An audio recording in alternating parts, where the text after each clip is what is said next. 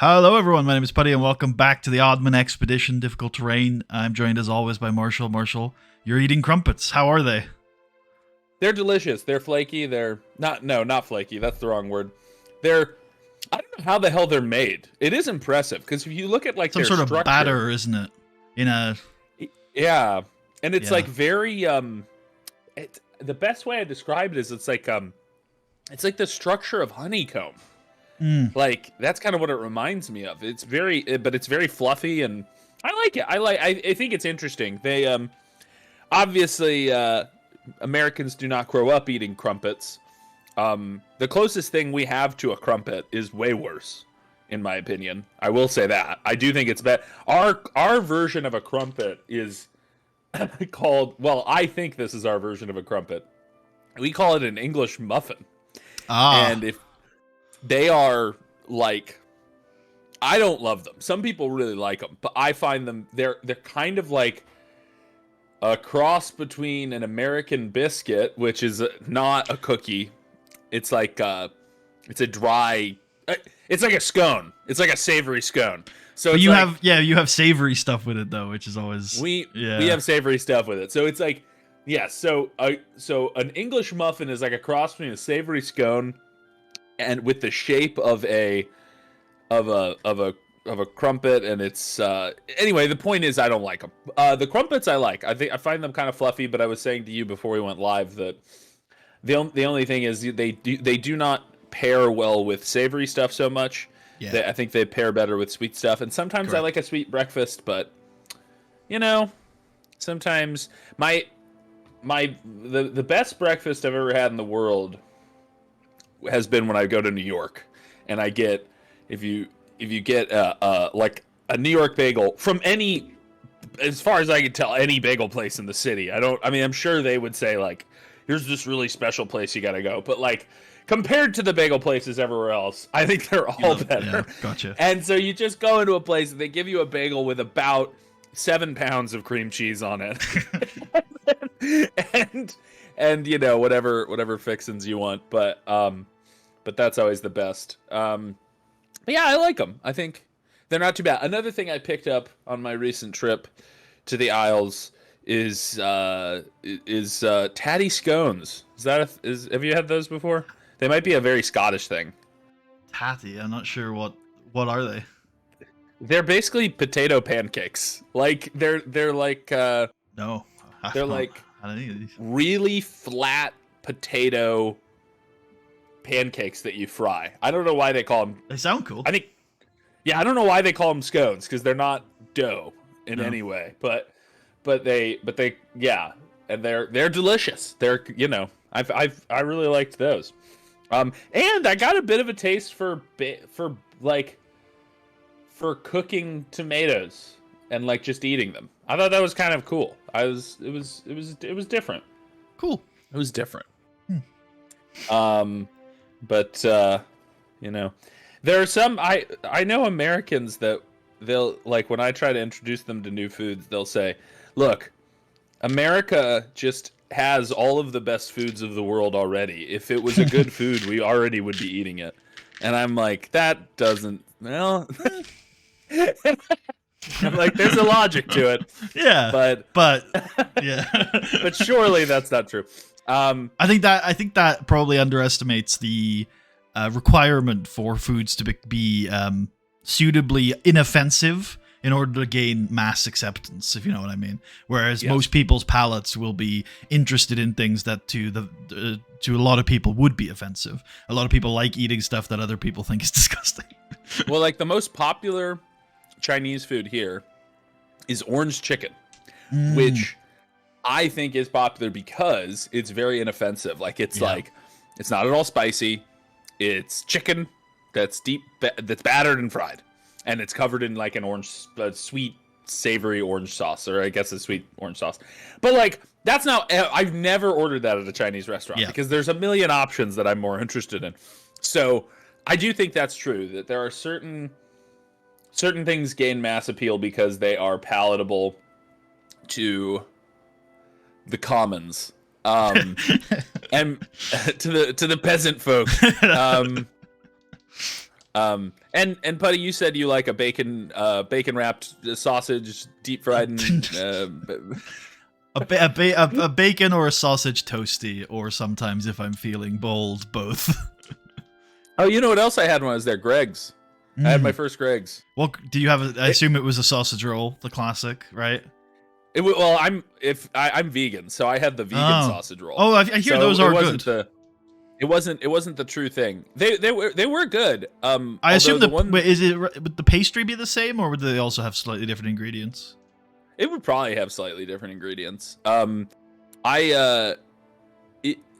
was interesting. It was good. The one I was given was kind of cold. like it was not like hot out of the oven, which I was a little bit annoyed by. Did you did you buy from the counter? Yeah, I bought from the counter. And they got something cold? It was like lukewarm. Like parts of it were warm and parts of it were basically room temperature, and that is unusual. I haven't been to Greg's in Scotland as much as I have in Wales and England, but I would say that genuinely more than half of the time I go to Greg's, I get warned about the heat of the item they are giving. Really? Me. Yeah. Like God genuinely damn. Over half the time they're like, oh, you might want to wait on this. Like almost every single time. Dang. I think for me it was, man, they... Maybe when you said, you wanted the vegan sausage roll, they were like, oh, okay, go, this guy. Yeah, go get it out of the freezer. Out of the bin. They've got it in the back and they just fucking whack it against a fucking rock wall to like break ice off of it, and then they bring in, they're like, here's your piece of shit, you fucking American dog.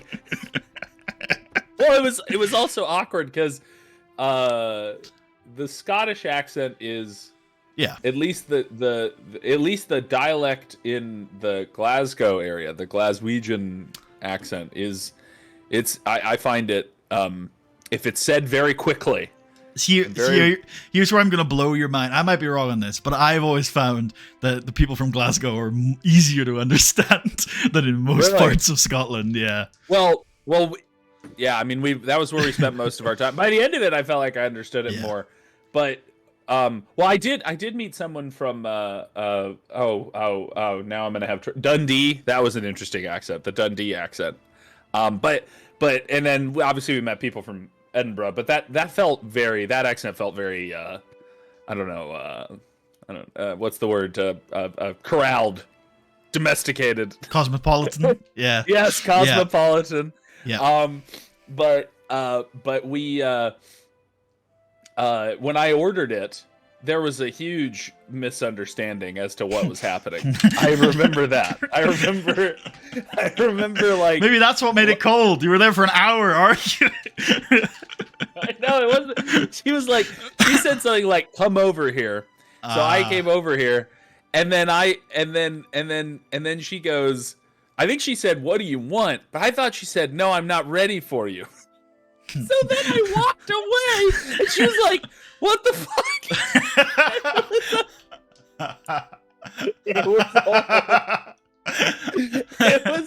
It was funny.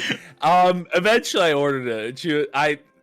Maybe that's also why it was cold. She was like, "Man, this guy, he doesn't deserve hot food."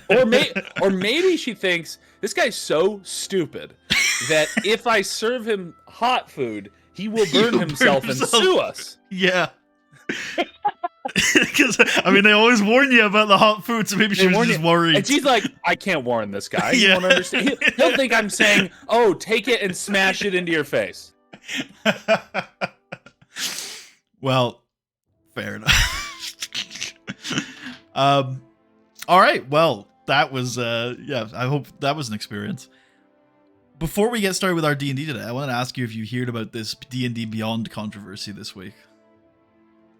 Oh, a little D&D news. I have not. I feel like D&D Beyond has been the source of trickling controversies over the past few years now. Since it was purchased, yeah. I would, since it was purchased. I think before then it was a very popular service. Yeah. Okay, so what's the latest controversy? So I don't understand it fully, so I'm going to put a little sort of disclaimer out here that hopefully I'm not spreading too much fake news here. This is alleged. I might not have the details correctly, but as I understand it, D&D Beyond are removing at least some of the 2014 5th edition content, without giving any sort of, like, removing it from people's accounts so that they can no longer access it, even though they've purchased it. So No again, way. like, I don't know the full details, because to me, again, like you, it seems like, what? That's crazy. But that appears to be happening to people. I mean, I guess I see the motivation in a kind of ghoulish, in a ghoulish way to force people to buy the new books. But like, that is so comical. I would think that the move would be to remove the old books from the store. Yes. And kind of drive people to buy the new ones. Which they've already done, by the way, with the... Well, I don't know if they've done it in D&D Beyond, but there are adventures for 5th edition that they've done sort of remasters, touch-ups of over the last, like, for example, Rime of the Frostmaidens 1, where they did, like, a radded version with, like, updated text and some new tokens and stuff.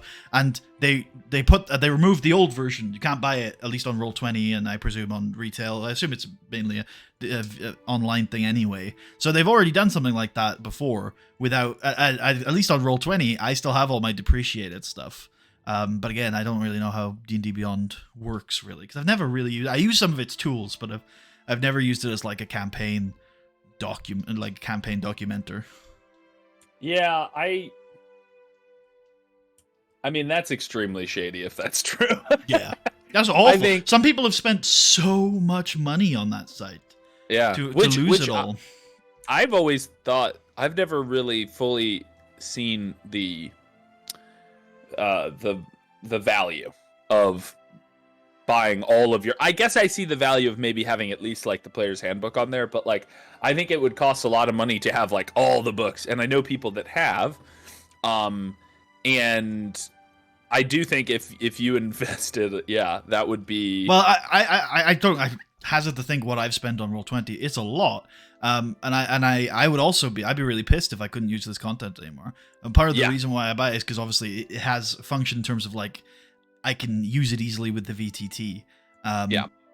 But if suddenly I couldn't use my old content, that would be really which I assume is supposed to be a I don't know if they were going to do this. You would think that would be a selling point of buying content on D&D Beyond, is that eventually you'd be able to use it on the Wizard VTT that they're developing, right?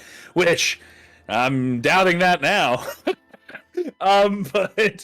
But like, no, you have to buy all that separate, of course. The VTT is for 5.5. It's not for 5th edition. Come on, don't be a fool. And also, 5th edition is illegal. Yeah, true. We're going to send what's the Pinkerton meme? We're going to send the Pinkertons to collect your there was like some sort of Magic the Gathering controversy with Pinkertons coming to like get something from someone's house. I don't know if that was true, but yeah, my reaction is shame on them for doing that. if that's true. Who knows? I mean, if it's just happened, my question would be, and maybe I'll look up after our stream, has it happened to this is being charitable, has it happened to everyone, or has it happened to a few people? Because it's only happened to a few people. It could genuinely be some sort of weird software update or something that is going to get patched. But then again, the thinking uncharitably, that will be what they say if there's backlash, right? Mm-hmm. Like, they will say, "Oh, what? No, it was it's an errer. Here's all your books back. You can have them back, right?" Yeah. Oh man, it's crazy that if it is true that they are removing old content from people's accounts on this. Like, it's just another in a line of absolute fuck ups from them these last couple of years. That's all really hurting their public relations, their community goodwill.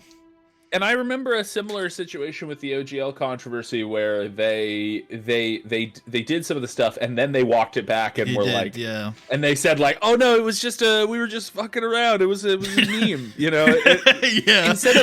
Instead of taking full responsibility, they would act like, "Oh, it was like some drunk guy at a party. You got it all wrong." Yeah. Yeah, and no, all of that is really. Here's something. This is an anecdote. I mean, this doesn't really affect like a lot of, probably the majority of the community, but just to give an idea of like how little they seem to think about PR, they don't even. I wasn't at this Gen Con, so it might have changed. But the past 2 Gen Cons I went to, they don't even go to it anymore. They don't show up. You can't meet WotC developers at Gen Con. They don't even have an official booth to buy their product. They just have companies in the area sell their books for them. So like, once again, I think like if you wanted to get back some goodwill, you would try starting at like the grassroots level, engaging in some way. Yeah, and they just don't. They don't. They seem to. I think it's. I do think at a certain point, companies get big enough and they become. They in their mind are like, well, we're too big to fail, so we're fine, right? It's like we're gonna be just fine. And I think like, well, are you? I mean, this is kind of. I mean, despite the fact that you're the biggest company in this industry, tabletop gaming has always been a hard business to succeed in. And you should not burn the fact that you were doing well in it. Don't take that for granted, because this is not a money-making machine. This is a margins industry where you need to have a bunch of dedicated fans purchase your product to succeed. So, like, it's risky to do what they're doing, you know? Super risky. I mean, yeah, in a lot of ways, it is about, like, most of the extenuous or the extended content for a system is like not that useful. It's stuff you could do yourself. So a lot of these purchases for stuff like I don't know, the Dragon Book or the Giant Book, a lot of that's going to be driven by people going, well, I could make up my own giants, but hey, this is cool and I'll support the system I like, right? So you want people in that mindset of, well, I want to support the system. Star Wars is the best example of it, right? Because all those books you could do it yourself, but you know, if you want to support the system, then grab them. Yeah. No, I totally agree. And you might think, I'll get a few ideas, or, you know, if you're like me, maybe you like the art enough that you're like, oh, it'll be nice to have it in person. I can look at the art and whatever. But yeah, if you hate the company, then those motivations aren't gonna be enough. You're gonna go, no, I'll just pirate it. Like if you wanted to play it at that point, you'll just pirate it, which a lot of the people that still play 5e do pirate it now. Like they if they're interested in a new module, they just steal it, because I think they've kind of they're all pissed. Yeah, absolutely. Right. Well, we're here to play 5e though, so you're not consoling anything. Whoa. No, that's true. We genuinely, I've spent too much money on 5th edition, so that's true. Yeah, I can't be criticized about this. But I will. I am endeavoring to spend. They might less try to take in your future. stuff though. That's true, and if they do, then. If they do, then I'll go play Pathfinder. They'll have to take me with them. I've just realized I still haven't updated Admand to be level 4, so that's my bad. But hey, oh fuck. Today we're gonna kick things off. You're gonna start venturing through the Lurkwood. Why don't you tell everybody why you're traveling through the Lurkwood and what your kind of goals and expectations are? Just vibing, really. I think that's the goal. Have a good time. Explore. We are here in the Lurkwood on our way to one Kundrakar, a fortress built by Durgan and the Vengeful, because we need to prove ourselves that we are a adventuring company prepared for what the road has to offer. I got lost in that sentence, but we have to prove that we're ready for Mirabar. Wait, no. Mirabar's where we're from. We have to prove that we're ready for Mithril Hall. And as a result, we're heading to Kundrakar, which is kind of like, you might think of it as like a mini Mithril Hall. It's going to have a lot of the aspects of Mithril Hall. It's going to be dwarven. It's going to be underground, presumably, or at least indoors. It's going to have corridors and dungeons and maybe spiders. I don't know. But it's going to be smaller. Which means a little more approachable, hopefully. We recruited some new people. I recruited Faldor, noted piece of shit, and no, I've come to terms with Faldor. We'll see. I mean, for me, I'm paying a lot for him. So if he ends up being like a waste of money, my thought is he's just on a share. He's not like, it's not like I owe him those shares for life.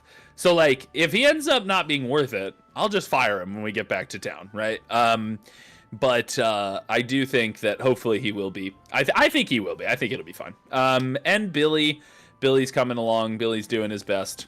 He is a first level camp follower. And I'm trying to think.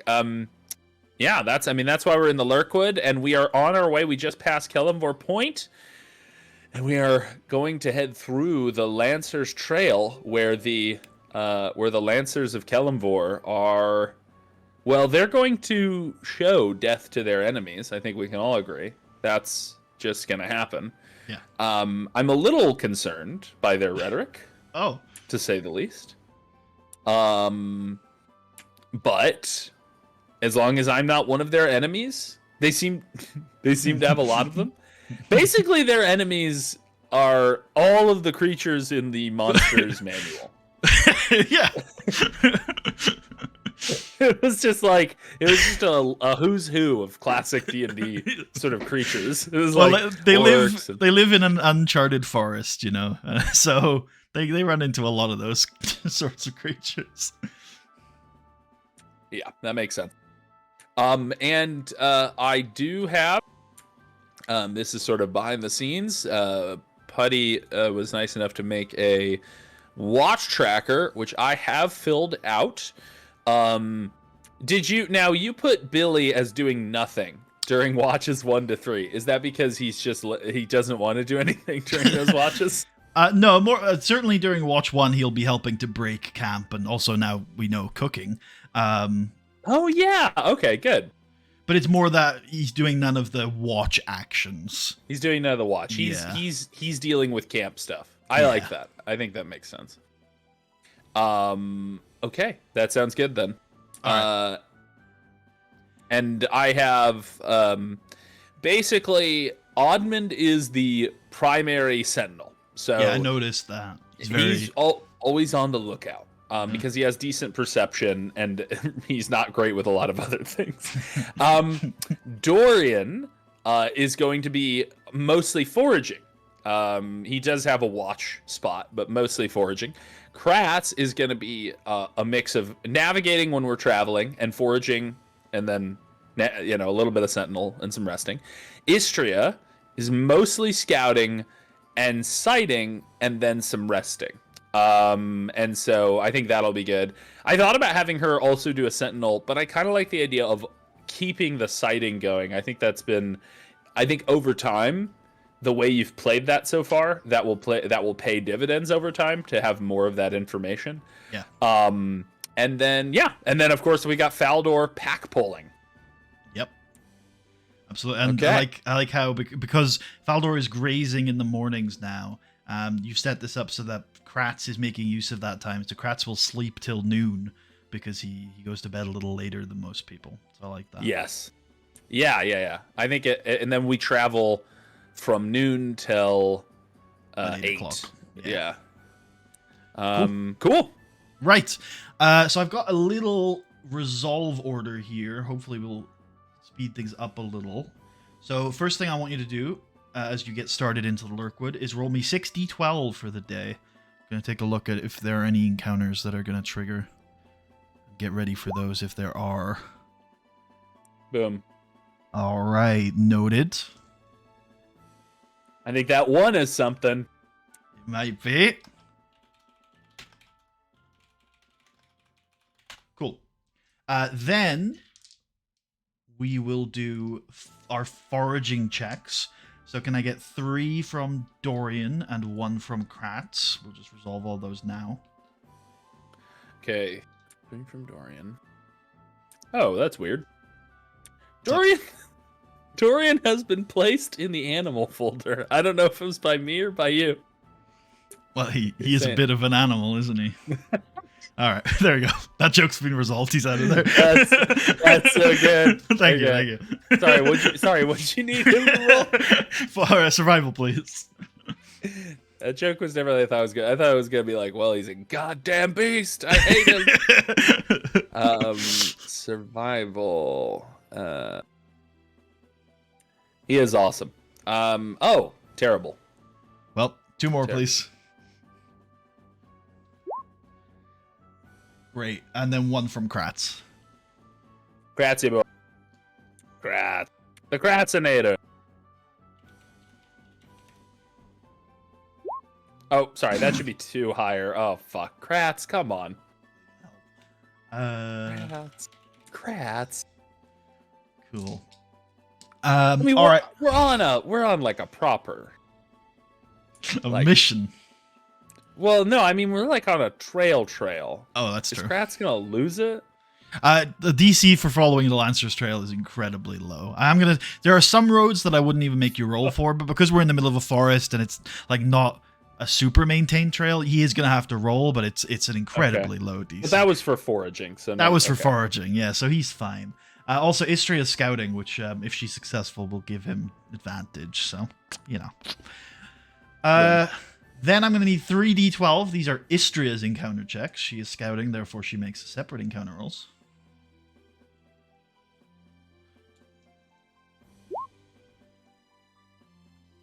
Okay, cool.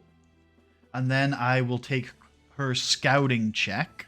So that's her on perception, please.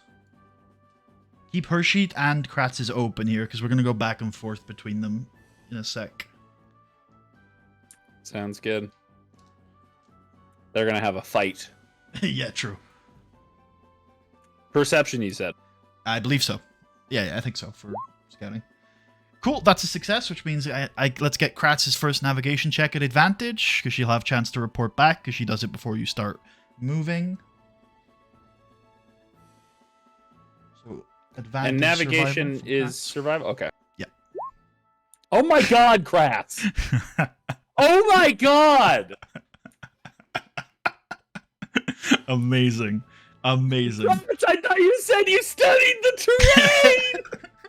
Luckily, you have 2 watches today, and because of the nature of where you are, I'm going to say that if he manages to succeed on the second check, you probably won't have gotten too lost, because it's kind of hard to go in a random direction. However, if he fails on the second one, there's going to be problems. So, let's go back to Istria for her scouting from watch 2. Istria, why? Or no, Kratz, I mean... Istria, you did well. Okay. I thought Kratz is so cursed, man. Kratz is cursed. All right, Istria will grant Kratz advantage on his survival check for his second navigation. That sounds like a fantasy thing. The curse of Kratz. The curse of Kratz. Kratz's curse. Come on, Kratz. You can do it. Get yourself back on the road. Oh, okay. Okay. Whoa. Easy. He does it with aplomb. He stops. He realizes he's off track. He climbs up a nearby rock and points at the road. We did it. Oh, wait. I'm walking perpendicular to the fucking trail we're on. That's not the way to get there. And then Istria has 1 more set of scouting to do today, so why don't you roll her perception check for that? Okay. Okay, cool. That's also success, so...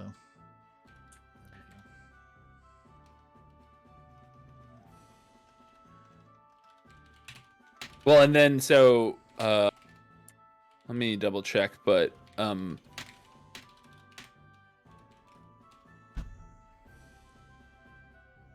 So the way... Oh, wait a second. Oh, I see. I noticed this too. Well, what this...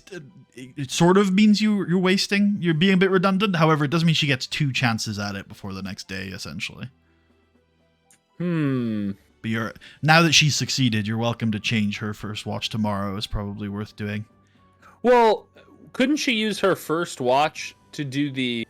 Because there's 2 versions. She could use her first one... This is what I was thinking. This is why I had her do 3. Gotcha. I wanted one of them, but now the order I have her doing them is kind of strange. But I think it would be good to have... So I think what I'll do...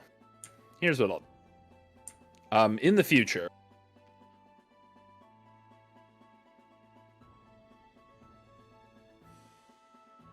In the future, it'll be the same for today still. So she'll still sight after she scouts. But in the future, she's going to sight first. Okay. And then scout.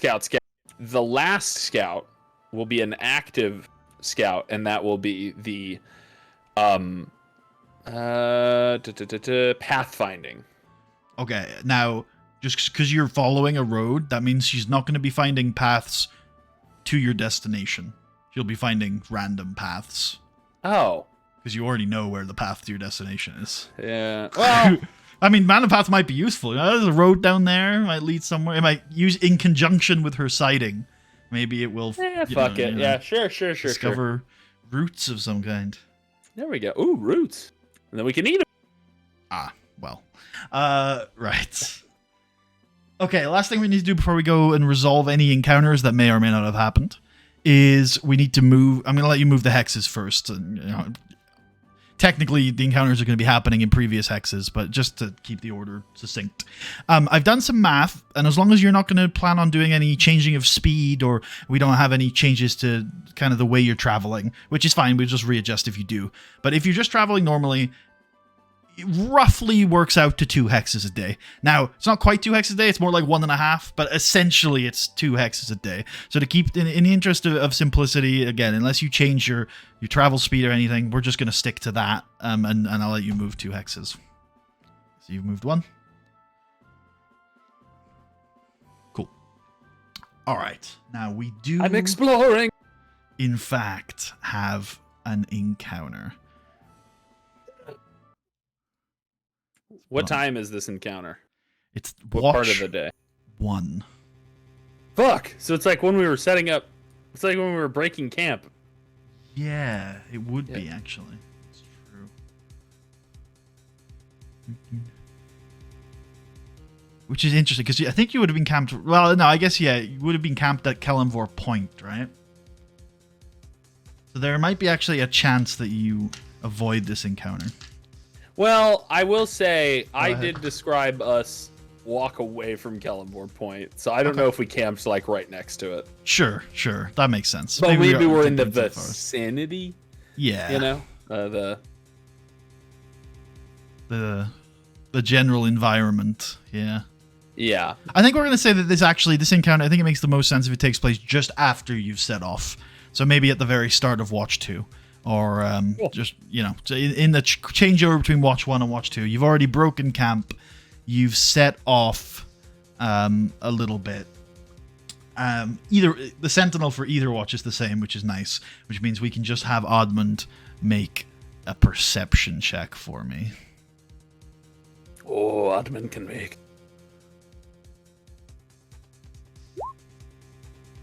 Fuck Admand. Istria will not be with you because we're going. Yeah, I think that makes sense. Oh, yeah. I'm looking at tomorrow's plan. She would have been scouting for sure because she scouted Watch 1 today. How much farther ahead is she going to be on Probably average? Like 10 minutes, I'd say. Okay, so out of reach for a battle. I think so, yeah. If it was a fight.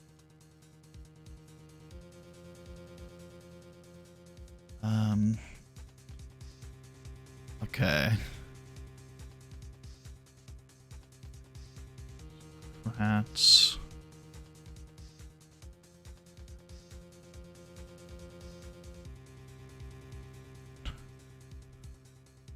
This music is groovy, man. It is, yeah. I'm excited for the Ace Attorney Investigations Chronicles. Oh, yeah. Is that coming out for the Switch or the PC or just... It's definitely on Steam, but it probably is on Switch too. Gotcha. I had to guess. Okay, I think that's everybody. Alright. Kratz is passing... You're all passing through the forest, but Kratz in particular is passing right underneath a tree when he lets out a loud ugh, and clearly something has happened. I need to get up this stat block.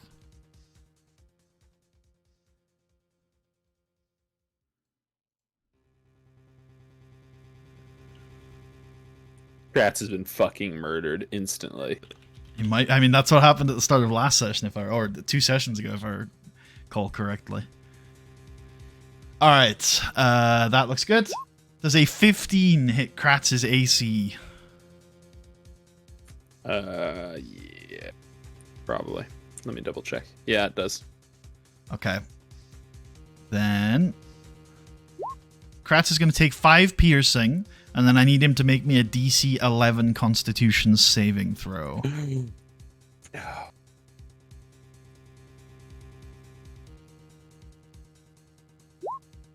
No, Kratz! So Kratz is going to take 7 poison damage. No other effects. He does not have the poisoned condition, though, it sounds like. I do not believe so. God, Faldor rides a big horse. Fuck. All right. Roll initiative. Yeah. The horror.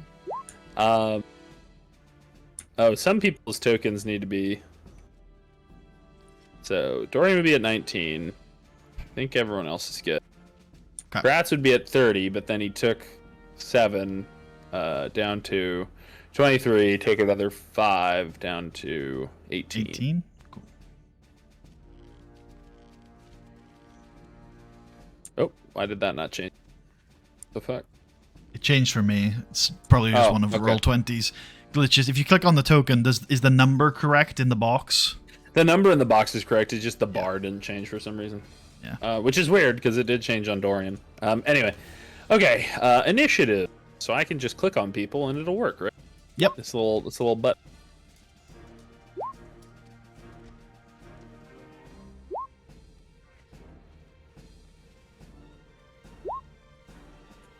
Do the mules roll into initiative? Sure.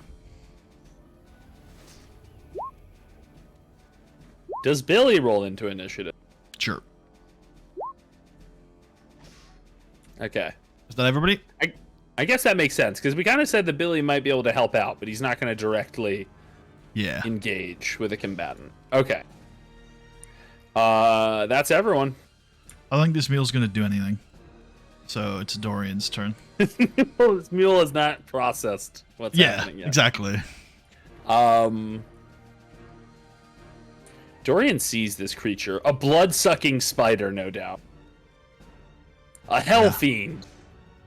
It's a pretty big spider. It's a medium creature hanging on a web from a branch. And it's probably currently attached to Kratz's arm. And he's like, get off! Get off me!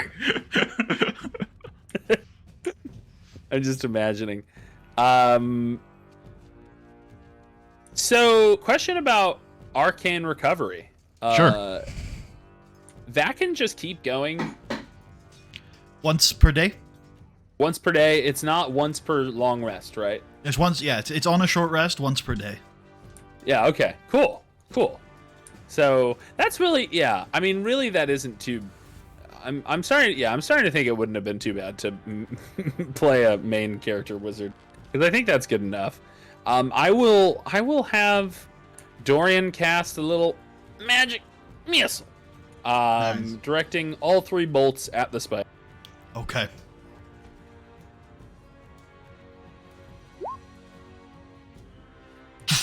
They pierce through the spider's fragile, brittle body as a leg flies off and a mandible flies off, and it falls to the ground, dead. It's dead already? Yep. There's more! There must be more! Dorian... Am I still in initiative? Yeah, we're going to stay in initiative here until you leave the map.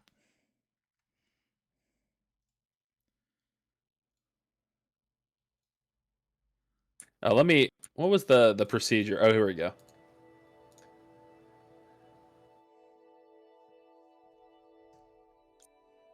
But Dorian... Put him one closer. Okay. Admand's turn? Could I have Admand now that there was a monster that was killed? Could Admand make another perception check and search the woods to see if he sees anything else troubling? Sure. Yeah. Go ahead.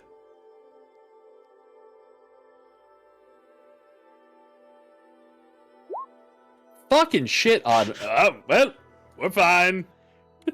You see that Admand sees that the road leads to this clearing up here through the trees.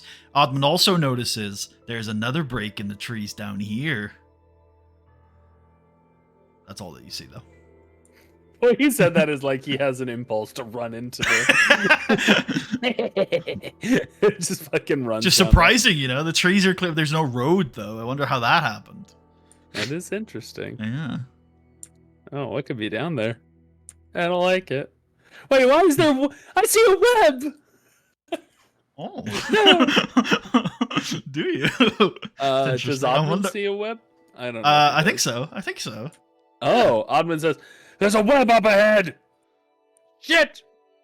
And that's it. Chris is like, well, that makes sense. He's just pulling bits of web out of his skin. It's the end of Admand's turn. Okay. Faldor will, I guess, just trot forward. I guess, yeah, cool. Just have a look around similarly. This guy's dead, so it's Kratz's turn.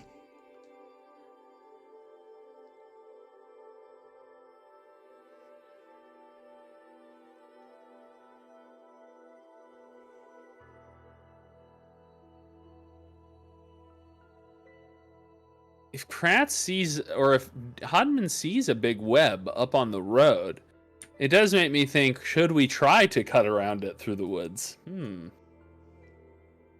Could be dangerous. Anything could live in there.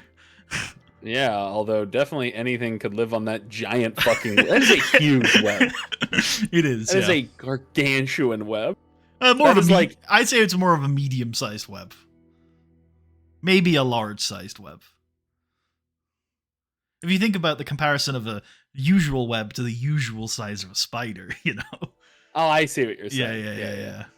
It reminds me of the web that I can't think of his name. That weird spider guy that serves Orochimaru makes. Oh, what is his name? You remember that? It's like one of the early arcs, or it's like a middle arc, middle show arc. Is he one of the Sasuke retrieval team? Is that what you're talking about? Yeah. It's the Sasuke retrieval arc, and he's one of the Curse Mark IV or whatever. They have some sort of goofy name for their squad. Anyway, and he fights. Oh, now I can't think of his name. Neji. He fights. Neji. I was having to do the palm. He fights Neji. And yeah, that's a good fight. Okay. Anyway, all right. So, let's see. I don't go back and watch that show much, but the one fight I watch every few months is the Shikamaru Tamari match from the Chunin exams. It's like the best fight in anime for me. Really? Yeah. Oh wow. That's good. I can't recall. I occasionally will go back and watch things from it. I think that's a good one. There's a lot of good Chunin exam fights. The Gara obviously one's good too. Gara Rockley is it's fantastic, and I actually think the Naruto Neji's really good as well, actually. Yeah. I think what was I gonna say? The fight I return to a lot is which one am I thinking of? Well, I really like a lot of the fight with the Akatsuki later on in Shippuden. Like a lot of the Akatsuki fights, I find pretty entertaining. There's a really good one where it's mostly Genjutsu. I think, isn't it? It's like Kisame and Itachi and versus I think it's Kakashi and maybe I can't remember. Yep. But it's very there's a lot of Genjutsu in that fight. Which is a lot of Genjutsu. There's the fight between Itachi and Sasuke where the first half of the fight is all memes and Genjutsu before any blows are actually exchanged. Anyway, but so I think that I want to get a closer look at this web before we decide to turn back. So I'll have Kratz move up, see if he can get a look on it. Could I have Kratz make a perception check? On the web? Yeah. I'm doing a Control L to see what Kratz can see, and he doesn't have a sight of the web from there. Oh, he doesn't. Okay. No, the trees are blocking his view. I'll hold him there for now then. Okay. Would you like him to dodge? Just for the sake of it? Yes, I'll have him dodge. Cool. What do you want Billy to do? Billy's yours to control. Fuck. Billy just needs to be safe. I'm gonna have Billy go here. Bring the mules.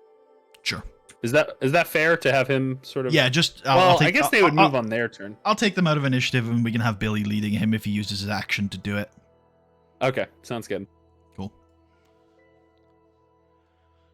Dorian's turn again. Dorian's like, oh, jeepers. That's not the Dorian I know. That's not the Dorian. He's loading his crossbow. By the way, Dorian again handled that fight single-handedly. Dorian is the actual main character. You said it wouldn't be so bad to play a wizard main character. You're playing a wizard main character. Also, I just realized we need to add a crossbow to Dorian's sheet.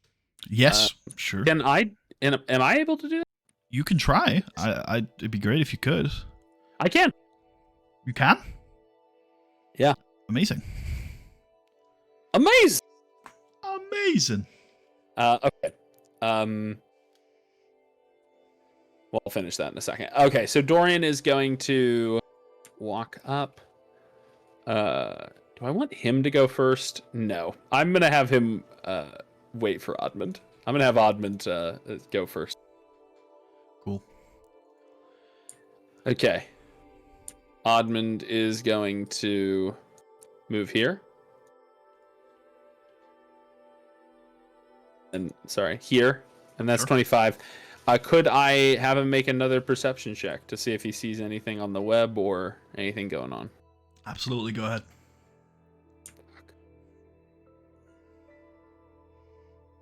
Another Spiota. Oh, that's 19. way better. That's way better. Okay. The Is let me hold on. You definitely see some. Oh, I didn't mean to roll initiative. Get rid of you. Okay. The first thing I'm going to do is I'm going to do this. All right, cool.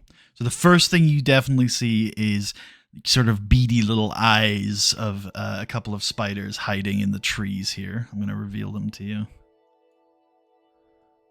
By a couple, I mean like a fuck ton of spiders hiding in the trees here. literally thousands of them. Yeah, like a lot of them. Like, oh my god. Yeah, they're like hanging from branches. Some of them are in the trees, and they're all like looking in your direction. But there's also something else that Admand spots in the web itself. Most of the web is just standard sort of spider web strung across this clearing, clearly intentional, quite fresh. I don't know if Admand would be completely have great knowledge of what spider web is supposed to look like, but I think anyone can see that like it's in pretty good condition. There's nobody or nothing trapped in it, so it must be fairly fresh. But what's odd about this web is that some of the strands towards the bottom, hidden beneath the fresh webs, are shimmering slightly.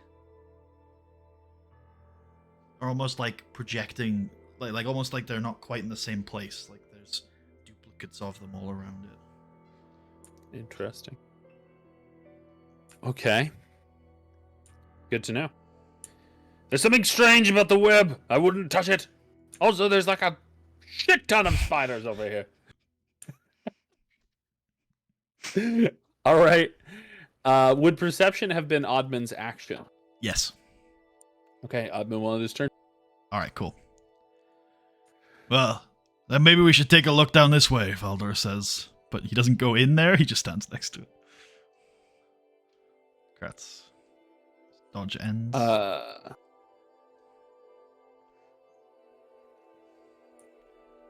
Do the spiders seem like they're gonna come after Admand? No, they seem like they're waiting for you to walk into the web. Oh, I'm not gonna do that. They don't know that. Oops. Yeah, I'll have Kratz start moving down this path. Cool.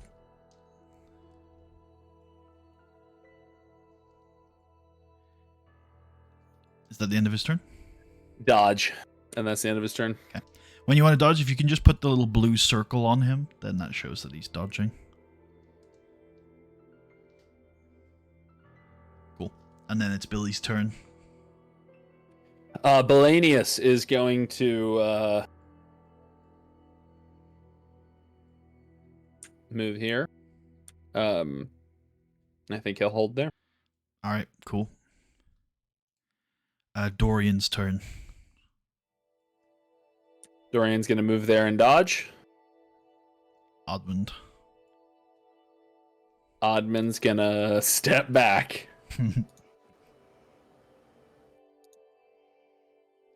And start moving down this path. Cool. You gonna dash, I assume? Yeah, dash. Cool. Full action. Faldor's gonna kind of get off the horse, grab the mules, and let's get him an animal handling check to see if he can get the animals through this kind of rough clearing here.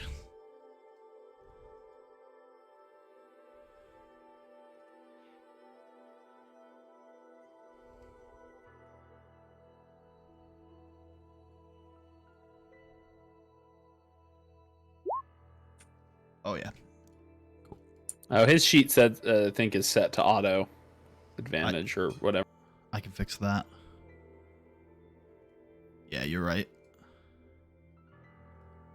Whisper toggle, advantage toggle. Add dex tiebreaker to initiative. Don't auto roll damage. Yep, look, the rest of that looks good. Should be fixed now. All right, cool. But we will take the left number, which is a 22. Yeah. Okay. So he will move. He'll use dash in his action, we'll say, and we'll get 50 feet off of these boys. Whoa, he just went into there. He was trying to find somewhere clear that the animals would be a bit more comfortable. There you go. Cool. Kratz's turn. His dodge ends. Dodge. Cool. Actually, no, not dodge. I've moved 10 feet. Could I prepare his action to use his action to follow up Admand? Yeah, you can use his he can prepare an action to move up to his speed. Cool. Same thing with Dorian. After Kratz moves, Dorian will follow. Excellent. Cool. Take his dodge off. I assume Billy's going to do the same thing. Billy will follow. Yeah, Cool. Prepare an action. Great.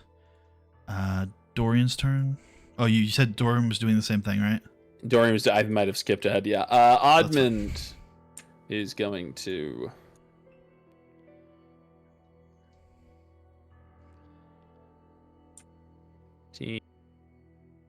Oh man, this is like a conjunction to get through.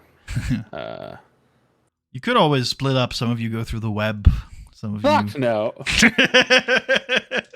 We're not only going through the web, but we're splitting the party too. It's like, all right, we're gonna send Billy and Dorian onto the web. Okay, so actually, I can see that Admand actually has a glance of the web, and he rolled quite a high perception check earlier. So I'm gonna say that he notices if you. Well, would Admand take a glance up?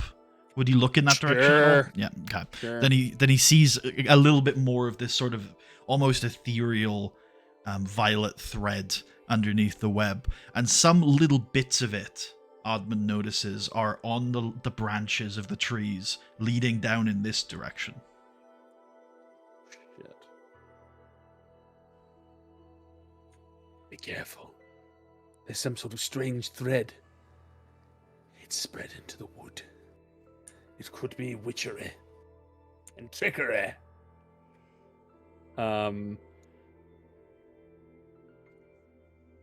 Admand is. Was that his action to get that information? Oh no. Okay. I It's think from the previous perception check. You can Yeah. use your action to investigate further if you like. But No, I hate that. I'm gonna have Admand use his dash to get through the horse. difficult terrain for the 2 squares that the horse is. Yeah. Yeah. And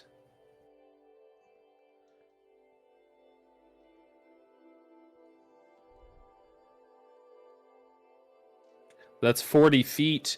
I'll have him move 45, 50, and that's Admand's turn. Cool. I think all your reactions go off, right? If you'd like to move your other 3 people. Yes. Although I'm not sure if they can get past the horse wall, with only 1 movement. So they're going to get bunched up. Okay. All right. Valdor sort of hesitates and thinks. I'm going to let you make the decision. I don't know if it'll be in character you make the decision or out of character, but I don't mind. Do you want Faldor to kind of tuck himself in here and let everyone pass, or keep going?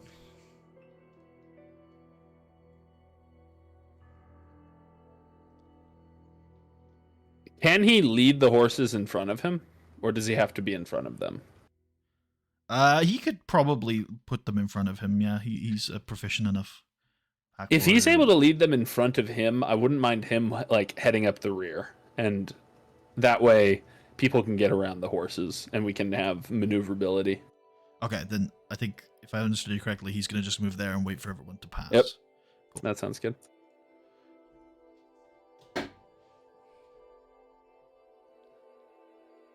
Prepare an action to follow up. I'll skip to Dorian so you can do both of those guys.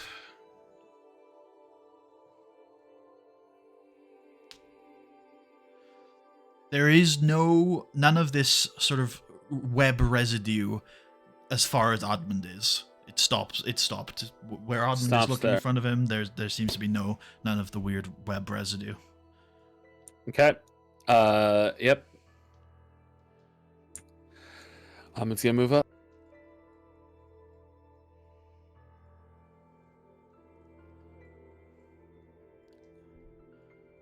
Cool. I'd be interested in making a perception check there if I can. Yeah, what are you interested in? This path. If I see any spiders, web, or anything in that sort of clearing. All right, go ahead and make a perception check.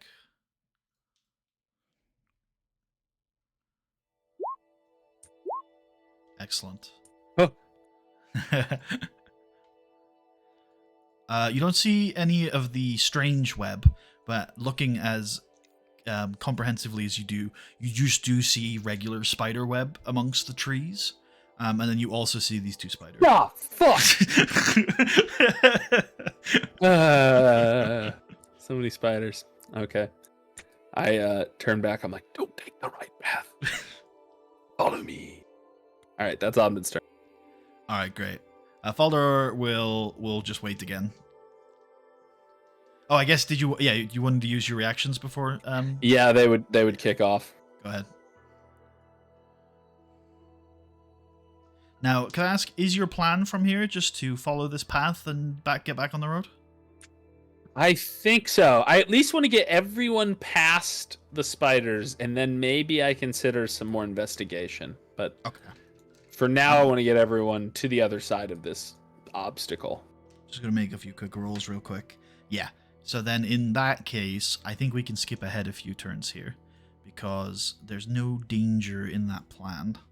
So I'm just going to quickly move like that. Okay, now you can arrange yourselves however you wish on the other side of this clearing. And then if you want this path seems to go into a fucking wall. No, that just leads deeper into the forest. That's the exit of this particular map. Don't worry.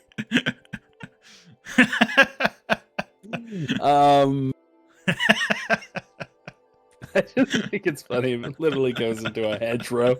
Just no ability to walk through. Gotta get our machetes out. There's spiders. There's an Istria-shaped hole in the machine. Oh yeah, how did Istria fucking not run into this? She must have also taken this path. Who knows? Oh, that's it.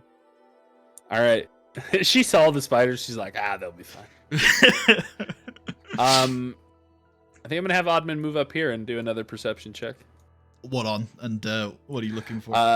The clearing, the spider web. I think I'm looking to see if there's any other spiders that I haven't yet seen that are still hiding, and to see if there's more of that glimmering thread.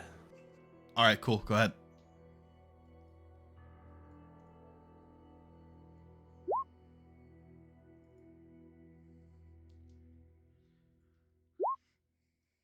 Okay. Yeah. So, I mean, I think you've looked 3 times at this now. You get a good idea of where the web begins and ends. You can see layered and tattered underneath the fresh web are these, so some sort of long strings of this sort of shimmering thread. It's clear that it's old, that it's not part of the current web. But some of these pieces are quite intact. They're quite big, and little bits of them do seem to be strewn about. It's more so in the southern section of the clearing. I don't know if you can see that actually. Could you? You could No, see I that? saw that. Okay. And then there are bits in the branches here, and you obviously saw some coming down here as well. But none of it over here. And you see no new spiders other than the ones you've already. I called Dorian over. Okay. Like, Dorian, you're a wise boy. I'm smart, not wise. Well, you're decently wise. I say all this. But could I point out? I mean, we're not under attack, so we can take a little time to do this. Can I point out some of the shimmering thread to Dorian? And if I can, could Dorian make a Arcana check to see if he knows anything about what it could be? Absolutely. Go ahead. Roll an Arcana check. Fucking shit, Dorian. Jesus Christ. This is the one thing you are supposed to be good at, and you're not good at that, but you're good at murdering and thieving and foraging and intimidating. It's hard to tell from here. It certainly seems to be unnatural, but I can't say I can quite put my finger on what it is.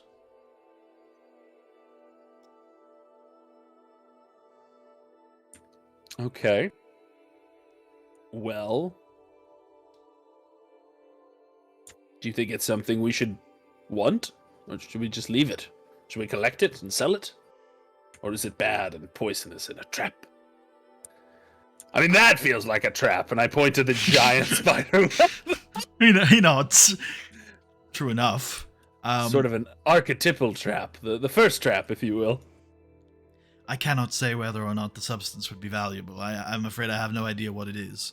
But perhaps if we could get our hands on some, I could study it further. Okay. Can you speak to spiders? Let me check my spells.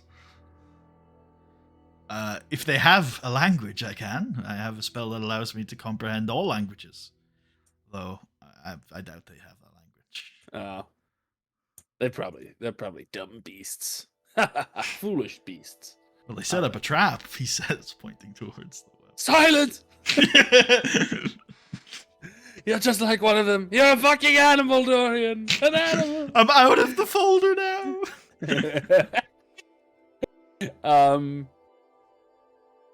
I think Admand doesn't think it's worth the risk, and he doesn't know enough about it to justify taking the risk. So I think we will bid the spiders farewell and walk through the brick wall onto the rest of the path. Excellent. All right, you have completed that encounter map.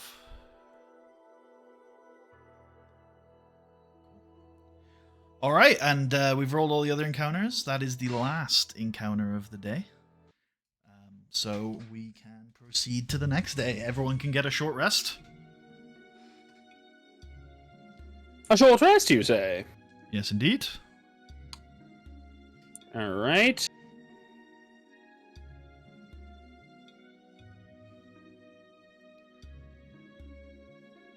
Kratz will need it.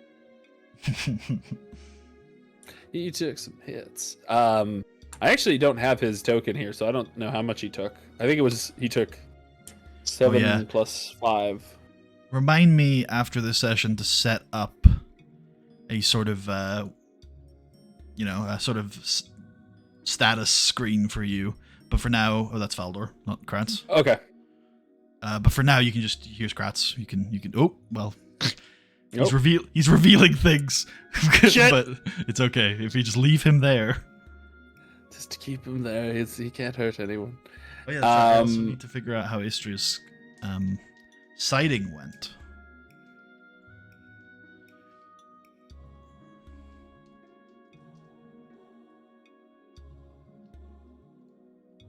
Okay.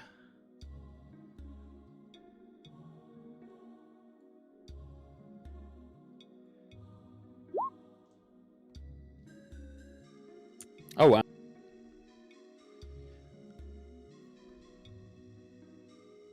Okay, Istra's got two options for this sighting.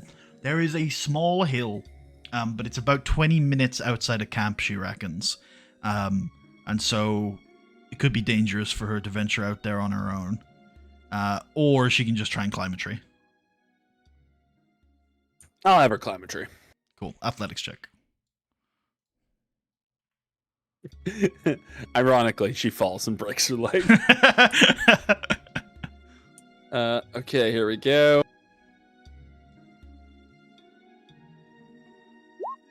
So strong. Oh, excellent. And then perception check for me when she's up there having a look around. So perceptive. Excellent. I think what she's going to spot here, I think it makes the most sense considering where you are on the map, is a castle in the foothills to the north. Ooh. With a small town near it. Or around it. To be more specific. Let's have a look at Explorable Darkness, Reveal, Polygon. Boom. Yeah, there we go. So, oh, that's not on the right layer though, it looks like. Or is that? Whoops. I don't see a castle on the map. No, there won't be a castle on the map, but you should see a green blob. But I can see that you can't see the green blob. Oh, I see why you can't see the green blob. Nope. It's because oh, now you can see it. There you go. Yep. Cool. So yeah, I don't know if you want to write a note about that on that tile, that hex, but there is a castle in there with a moderately sized town in its hinterland, and she'd probably be able to see a bridge as well. Actually, let me put that on the map. There's a bridge in this hex. It's not on the map yet. Boom.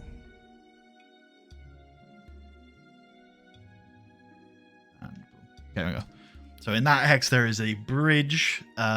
It's wooden. It's wooden. She just sees a wooden bridge. She wouldn't be able to see if there's anybody around it from here. The fuck? Am I? What's up? Did I add text? You did, yeah. Can you not? Oh, you can't see it because it's in the darkness. I just keep adding more. I can see that. Hold on. I think it would be fine if we moved your little hex over there. There we go. Oh.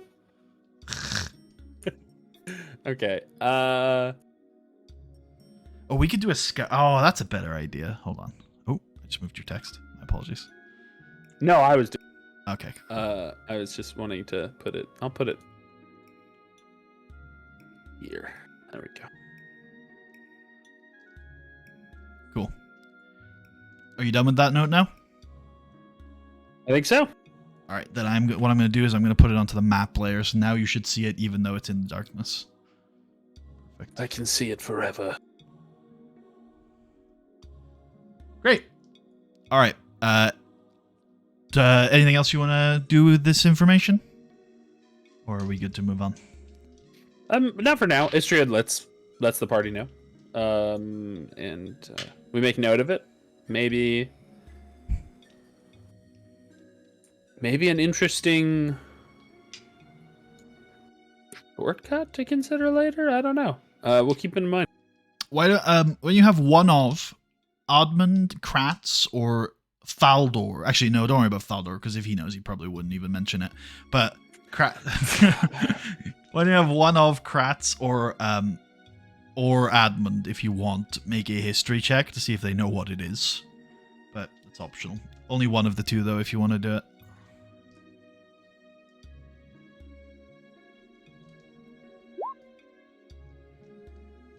Medal? No. Damn it. All right. Cool. We move on. Alrighty. All right. New day. Let's start with our encounter checks. 60-12 for me, please. Oh, I've also forgot to tell you, Dorian got 2 rations yesterday. One he's going to keep for himself, and one you are free to distribute if you'd like, or keep for yourself so you don't have to spend one of your own. What a greedy little goblin. All right. I will do that.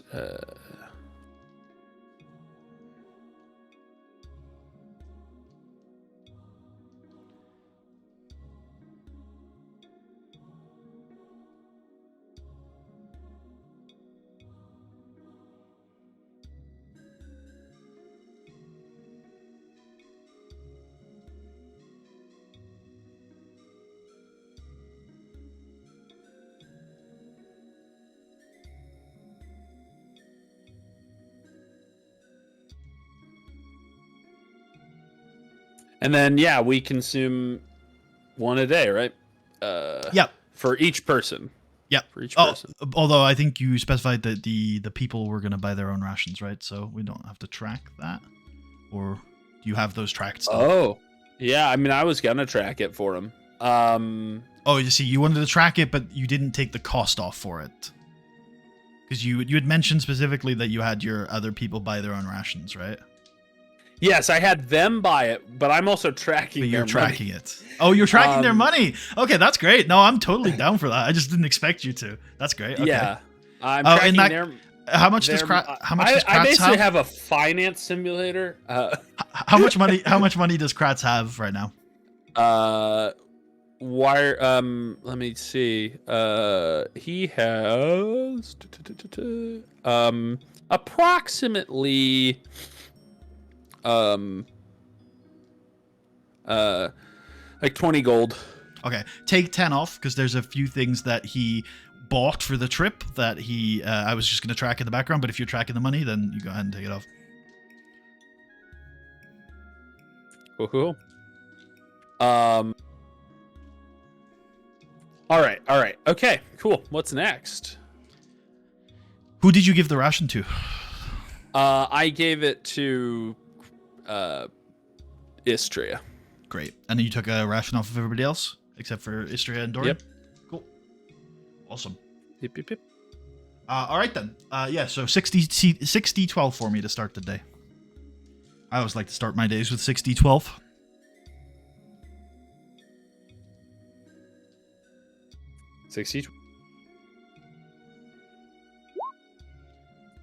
Oh. Okay. Yeah, that is indeed a high number. Right, next we do the foraging check. So that's 3 for Dorian, 1 for Kratz for me, please. That will be survival.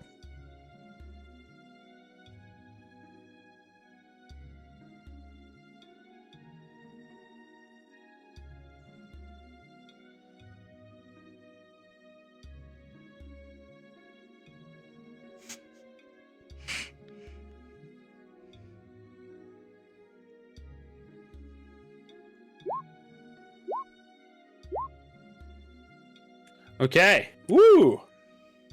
Look at that. And then for Kratzy boy.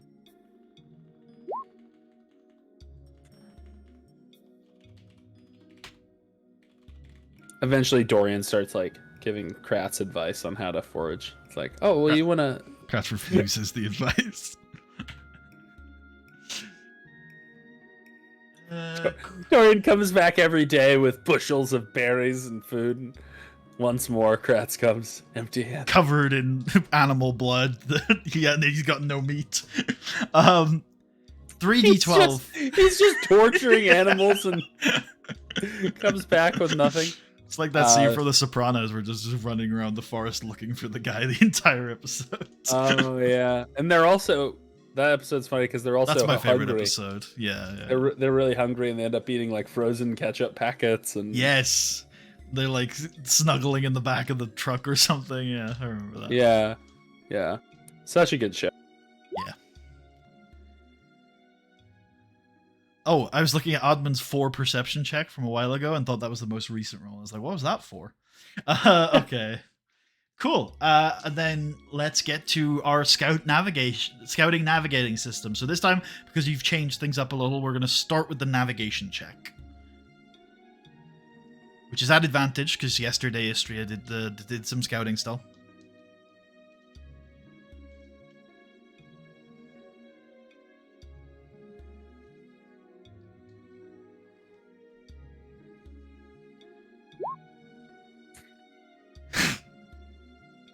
Well, I said the same thing yesterday for the most part. So long as Kratz can get the second check correctly, I think you're going to be fine. That's crazy, though. That's crazy. Dude, Kratz is so incompetent. The DC, by the way, is 9. All right. That's impossibly high for Kratz. That's... He hasn't rolled a 9 in decades. No, he did roll a nat 20 earlier, but that's true. Anyway. All right, it's Istria scouting time. Oh.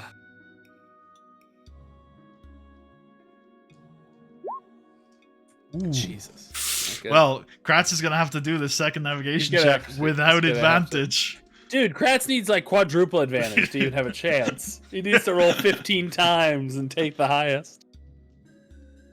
Okay. I have an experiment.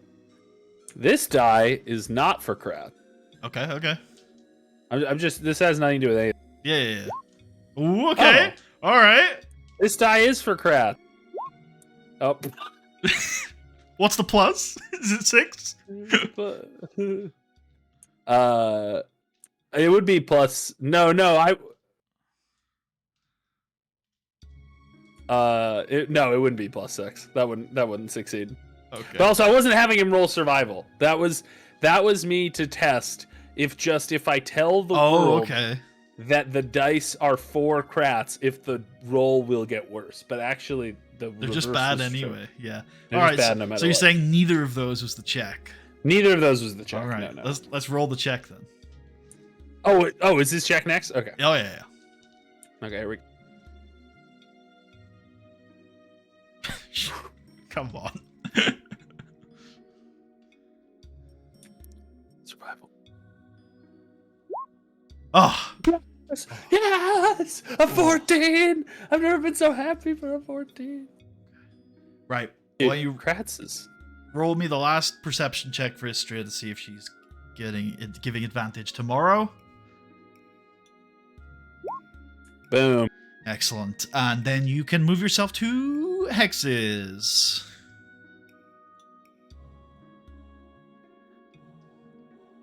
Today is actually an unusually warm day for spring in the north. Yeah, so it's quite pleasant actually. Do you have a weather chart? Yeah. Oh, that's fun. I played around with weather charts before, but I always fucking forget to like do anything with them. They can be really fiddly. Yeah, you got to put. What I like to try and do is create systems that I can work hard on for like once, and then it sets me up for a little while, rather than have to constantly be checking it.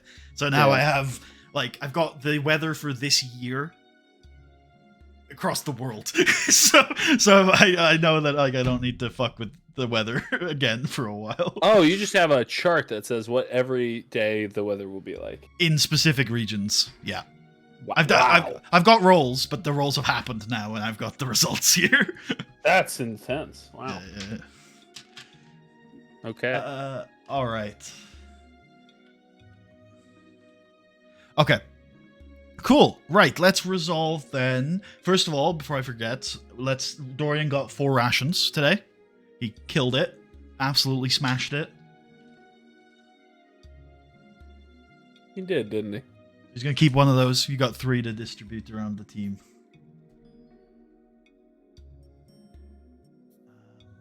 And then we... Wait, he's hoarding all of the rations that he finds? How much? Every day he takes the first one. He's not going to distribute them? What if other people starve? He gives you the rest. He takes 1. We might starve. All right, how many did he give out? No, he's not going to starve. 3. And he doesn't give them out. He gives them to Admand. Oh, okay. Yeah. And then Admand rewards people. Yeah. Or Admand could keep them for himself. It's true. Well, he will today. He'll keep one. He'll give one to Faldor. Okay. We did roll a type of encounter that I haven't prearranged. So we're going to have to develop this one on the fly. Okay. So I'm thinking I'm flying a dragon.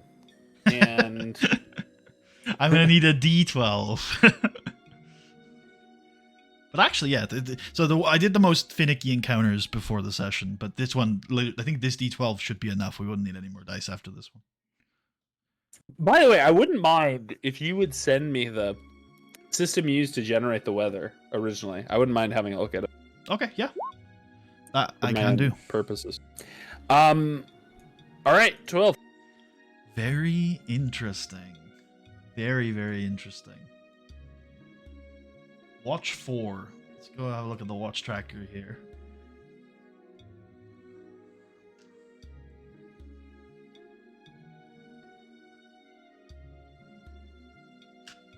Okay. Let's get Dorian rolling me a perception check. Oh, geez.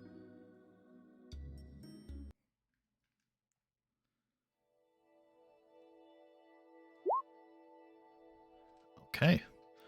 So I'm going to say that Dorian was sort of in between camp and the wilds, and he's still got a view on camp because he's on watch, but he wanted to keep an eye on what Kratz was doing when he was out there foraging. So he's keeping an eye on that, and he sees something out in the woods out of the corner of his eye.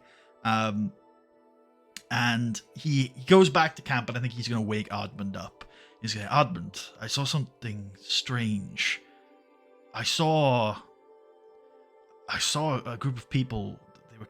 They were carrying animals, normal stuff for the forest, but one of them looked like a shaman of some kind. I didn't want to get too close, but they seemed to be. I don't know. They were doing something. They were very what's the word? Purposeful with their movements and things. They were carrying animals. I saw I think I saw a hare. Rabbit of some kind. That's now that I think about it, that's not all. They were also carrying. They're carrying a bag, some sort of sack. It could be various things, but I don't know. Maybe I'm wrong, but it seemed like there might have been a person inside of it. Are you serious? Mm-hmm. I couldn't miss it. Kratz was chasing a deer at the time.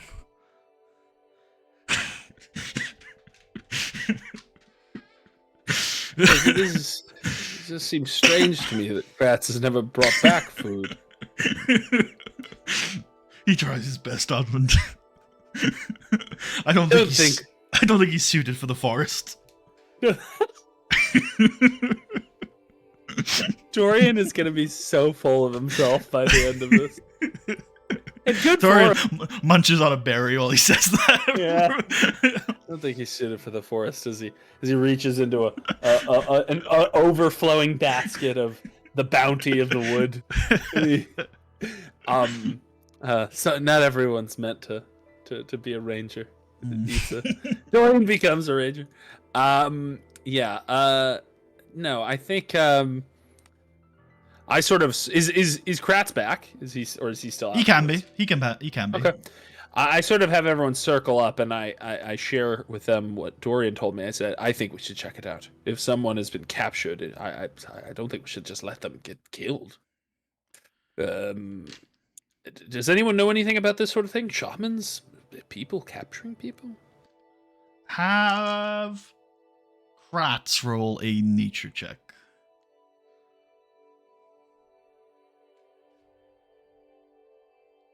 Is nature wisdom or intelligence? Intelligence.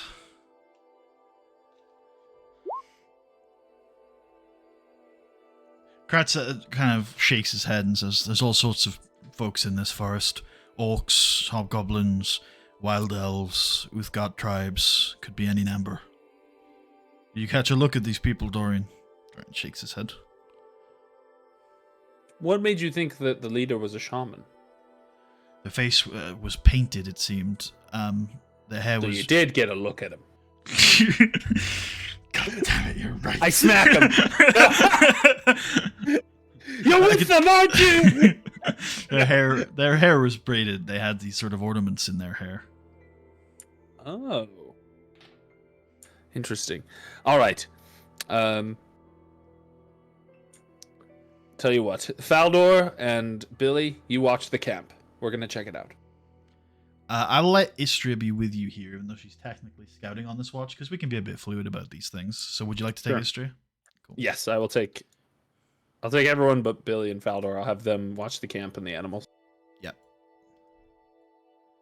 All right, I'll take you to this map, and then I'll describe the scene.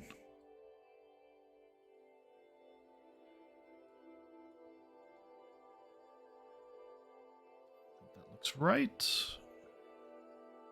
Okay. Whoa. I wonder if these are the... We were told about, like, wood elves or some crazy shit. You see, up on this little sort of inlet ahead of you, a stone sort of altar. And on top of it is this carved wooden figurine. It seems wooden, of a stag, and it's been painted with like a chalky white color of some sort. On the inlet, there are 4 armed elves. Sorry, this just occurred to me. Do we still have the person that we're taking with us? Yeah. Sorry, yeah, you're right. Back at the camp, yeah. Back at the camp. Okay. Yeah. They did really well with the spiders. They blend into the background, you know. They blend into the background. Yeah, you got these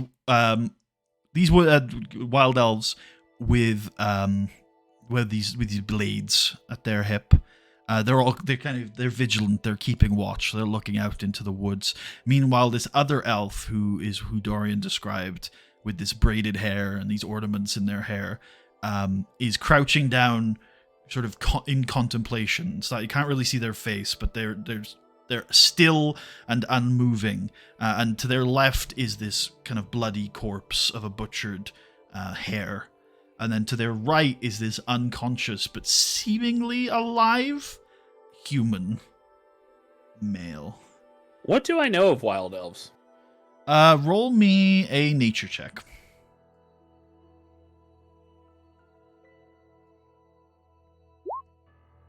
Nothing. They're elves who live in the wild. Fair. Yeah. You know that I think even with a 3, you'd know that there are people who live in Mirabar that are half wild elf.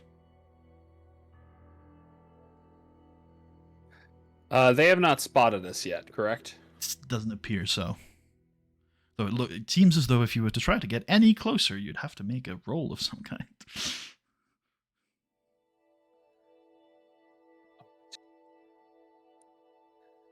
I'm no good sneaking.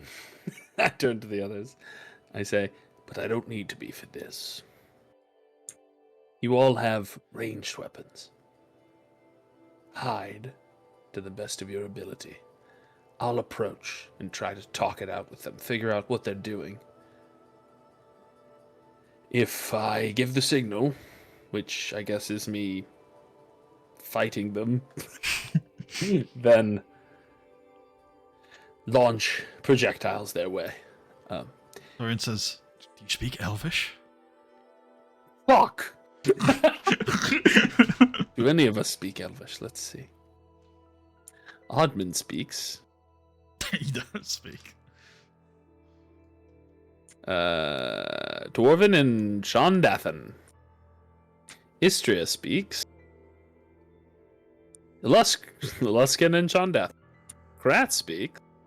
Orcish and Shondathan. Dorian speaks Elvish. Yes. Okay. Dorian technically never mind. speaks every language, you know. That's true. He could, but now he doesn't even have to. Yeah. Well, here's a question about comprehend languages. Yeah. Because I've. Oh yeah, you're right. I think I know what your question's gonna be, but go on. So I believe it's not that he can speak it. I believe it's just he can understand it. Because I think there's a higher level spell, tongues. Yeah, you're right. That can let it speak. It's still useful, obviously. Very useful.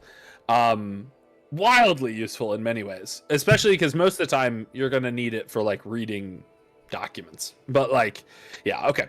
So I think Dorian is going to... Never mind, Dorian. You're going to come with me. Istria. Kratz. Melt into the woods.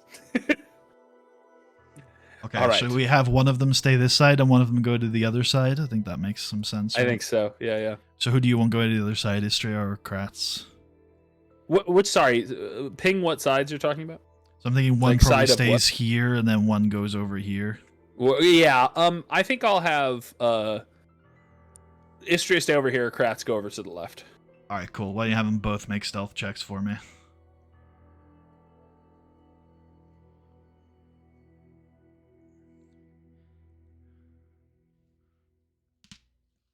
Okay, Istria, you're supposed to be good at this. We'll start with you. Hey, Kratz. Please. All right, that's not completely terrible.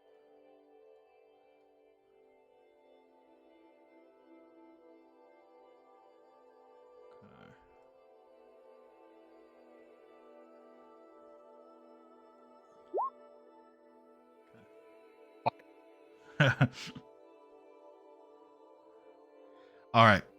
When you position both of those guys exactly where you want them.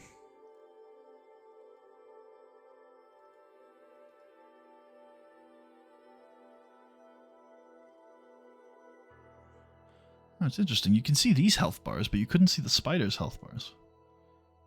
Interesting. Is there like, I'm guessing this mushroom has like a stalk that he can kind of actually get under that thing, right? Sure, yeah. Okay, cool. He's just going to try to use that for cover. All right. I think, so how far... Why don't you put yourselves where you want to start approaching from and start moving yourselves in that direction? Where we want to start approaching from? Yeah. I guess from the path. Yeah. And...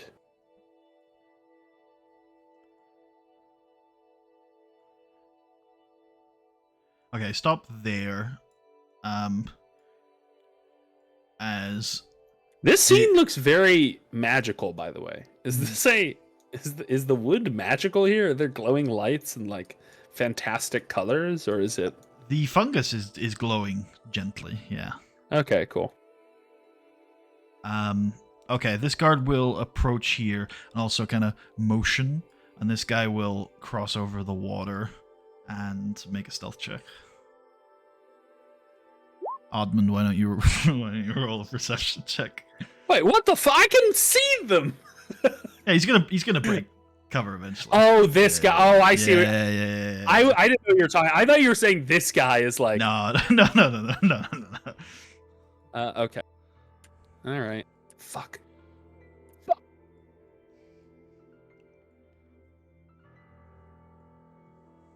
Whoa there. Do you want to make a perception check? Okay, cool. Yeah. All right. So you lose track of. You know that guy's ran there. You saw him run over the water, but you've lost track of him now. He calls out in the main guy at the front calls out in Elvish, and says, "Halt, travelers! You must not stop. You must not interrupt the ritual." Can I just sort of speak for Dorian, or do you want me to Sure. do like a back and forth? So Dorian asks, "What is the ritual?" The gods of the forest must be appeased and born again to bless us in the future. I see. And what does the ritual involve?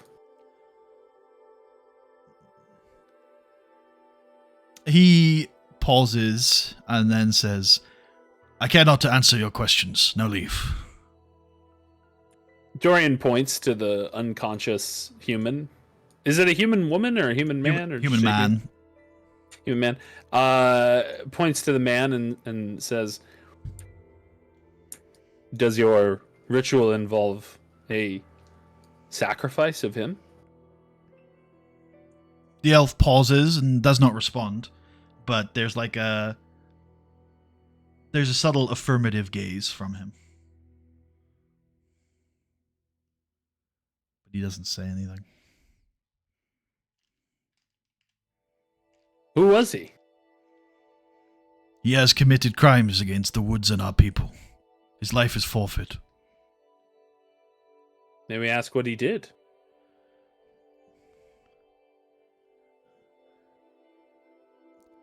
He killed our livestock. Oh. Dorian looks at Kratz, who's been trying to kill animals in the woods for a while. So that we may avoid such crimes, may I know what you keep as livestock? All of the creatures of this forest are our kin.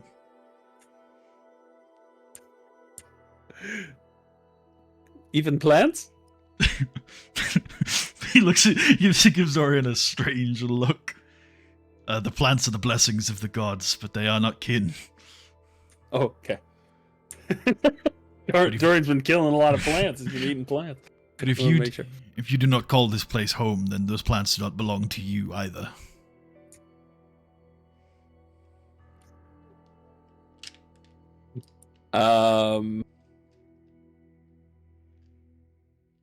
Perhaps it would be better to warn this person rather than take his life.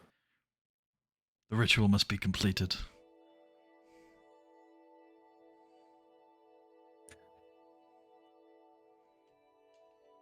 I'm conflicted. Kind of want to save his life, but also, boy howdy, I think this is going to be a hard combat. They are probably going to be some tough operators. Just getting over there is going to be tough for Admand. He's so slow. And it does appear as though this shallow water with rocky outcroppings is difficult terrain. No! It's the name of the show, Marshall. You have to have it in every combat encounter. Yep. Every episode is going to be difficult terrain. Fuck. It really is such a good name for a show. I think it's like, in hindsight, it was perfect.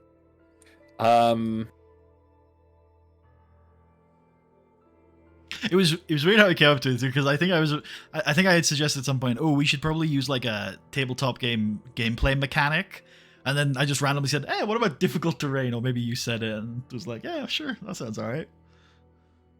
Yeah, because I think the idea was like they have like, there's Critical Role, there's like all these podcasts are named after some sort of feature of the game. No one's gonna name a game after difficult terrain because no, except us. It's a pretty boring concept. It's a pretty dry concept. Yeah, that reminds me about people kind of accidentally stealing our podcast names. Have I showed you the podcast? Do you know about the other podcast? I remember you told me about it. Is it still doing stuff? I don't know if it's still doing stuff, but it was like a Christian religious podcast. You should do we should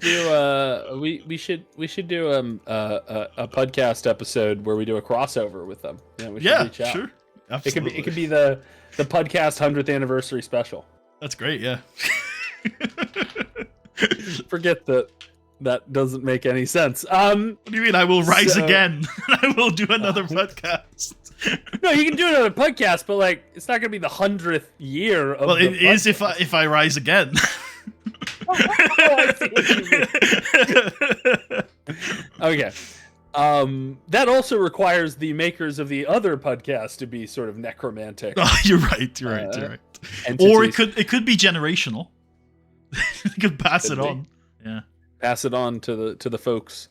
Okay, so I'm going to ask you something a bit strange, and if you don't like this idea, just let me know, and I can just make the call.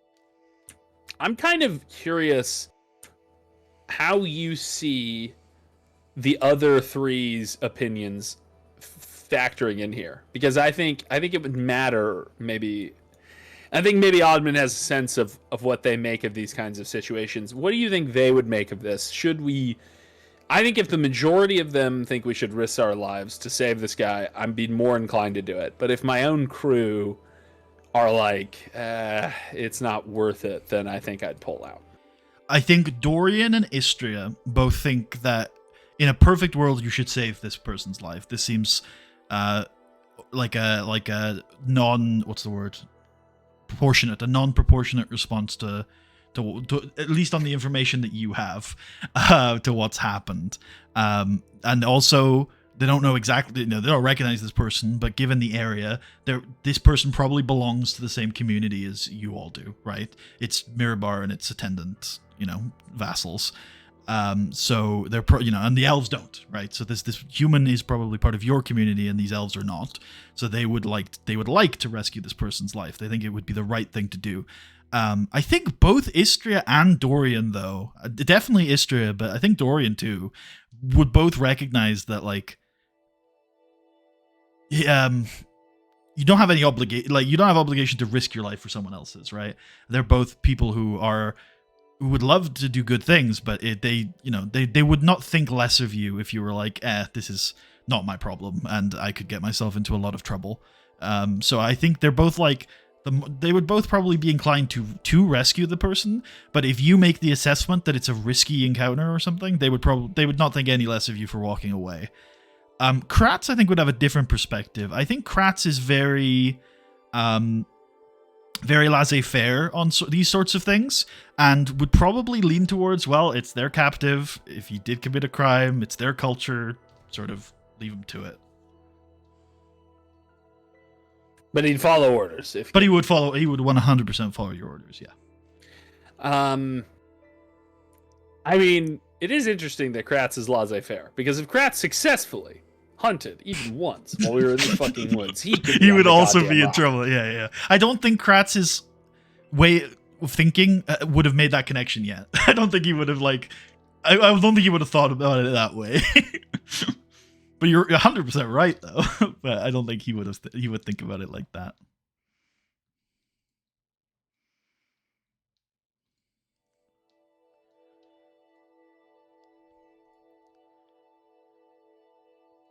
All right. I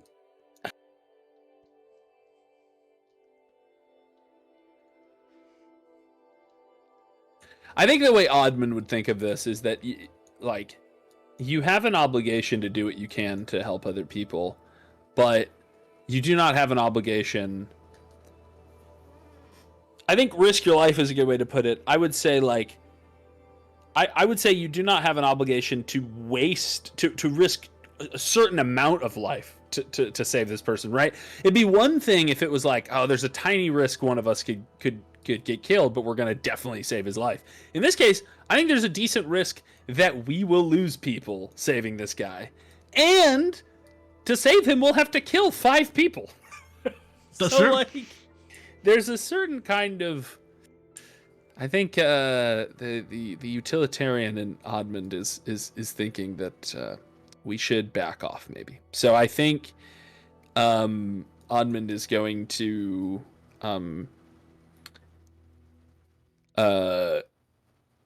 nod at Dorian and tell them that we will be on our way then, and we turn around. Okay, cool. Admand, why don't you roll one more perception check before you get out of here?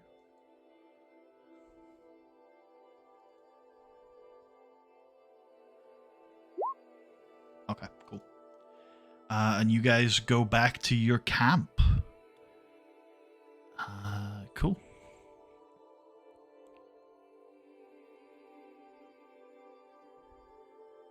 Where am I trying to send you?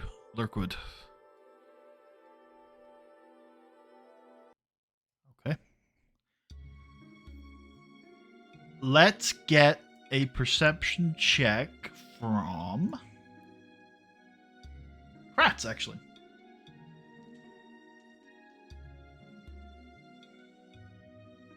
What song is this from? Or what game? What's this from? This is from Tales of the Abyss. It's good. I like it. I think there's a trilogy of Tales games that came out in I think all the 2000s that all share very similar mechanics, and then they sort of started experimenting after that and started doing other things. But those 3 games I really, really enjoy. I think they're all really fun. It's Tales of Symphonia, Tales of the Abyss, and then Tales of Vesperia. Yep. I've heard you talk about Tales of Vesperia and Tales of Symphonia. I didn't know if I've heard you talk about Abyss, so that's good to know. Abyss is like the unloved stepchild of those 3 because Symphonia and Vesperia have both had like multiple re-releases, including both of them now have PC ports. Whereas the best Tales of the Abyss, because it was out in the PS2 originally, and then they re-released it for the 3DS, and they haven't touched it since.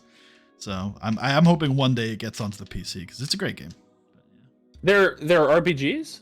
Or... Yeah, they're JRPGs. They have a strange one of their selling points is that their combat system is real time. It's sort of like a not side scroller, but you're controlling the characters and like it's hard to explain, but it's more of an action based combat system, but it's still very RPG. You've got like spells and stuff that you use, and it's a great, the combat system's the best part about the game in my opinion. Yeah, okay. Well, maybe I'll have to try it at some point. I know you've talked about it a long time. The Vesperia version that's on PC has all of the redone content from the PS3 re-release, and also they took the effort of taking all of the new story content from that and voicing it in English for a 10-year later remaster, which I'm really impressed by. They had to change some of the voice actors, obviously, because some of them didn't want to come back and some of them are dead, right? So they had to change some of the voice actors, and you can tell that the voice actors change, but it's still, I'm glad they made the effort anyway, and it's a good version of the game. Well, and it's on Switch. If I didn't play the original, I wouldn't know the difference, right?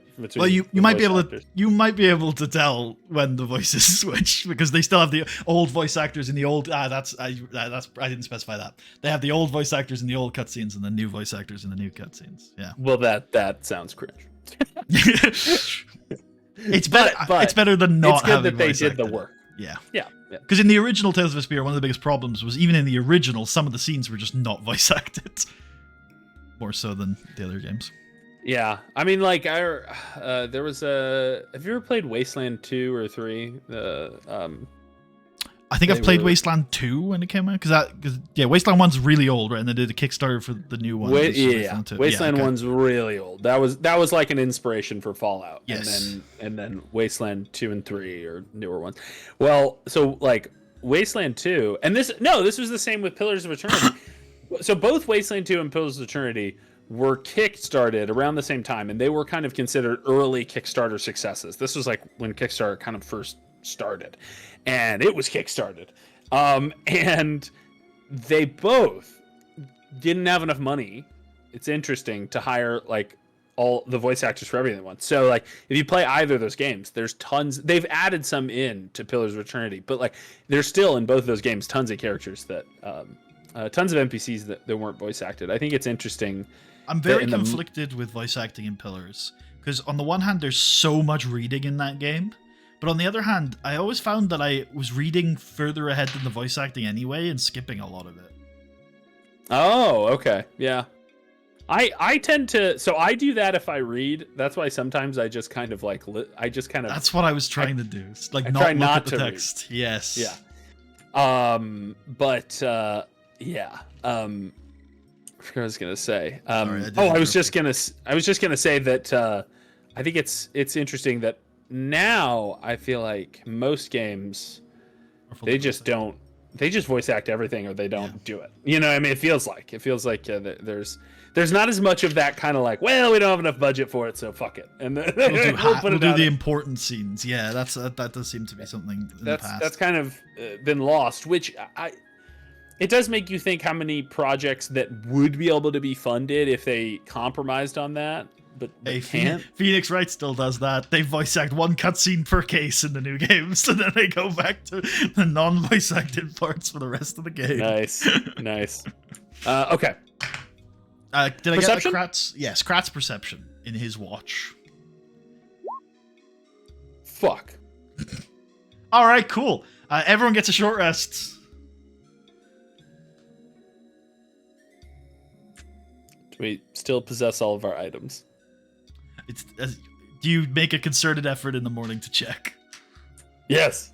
Then yes, you possess all of your items. Okay. I got paranoid that the elves followed us back to camp and then stole all our shit.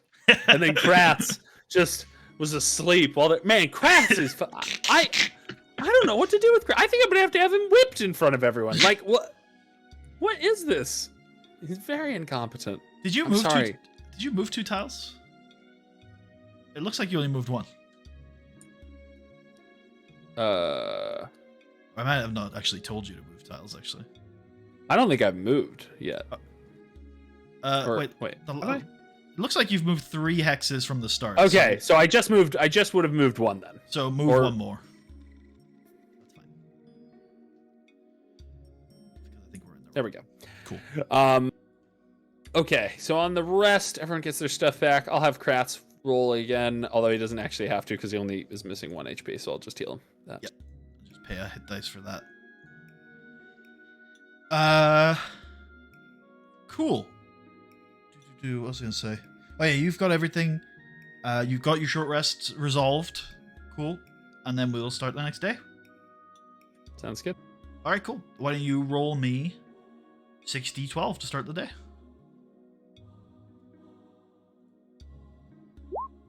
One of these days it's gonna be. Oh god, what are 12s? Oh fuck, 12s or something too. One of these days it's gonna be all 1s. It's gonna be 1, 1, 1.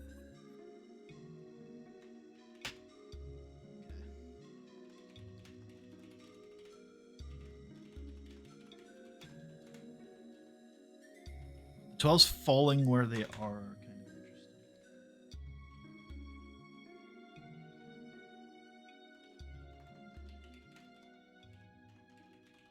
You've got Istria siding now on the first watch, I remember. So, again, you're sort of in the middle of everything.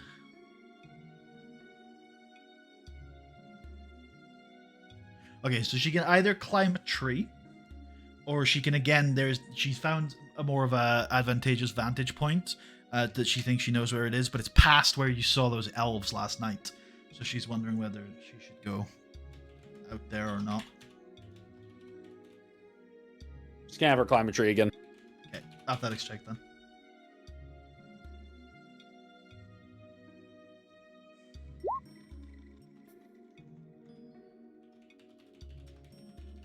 Oh my gosh. And then Climbs the tree. Perception check.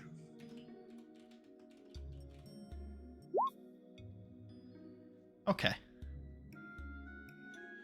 She, at this point, catches glimpse for sure of the Shadowlands.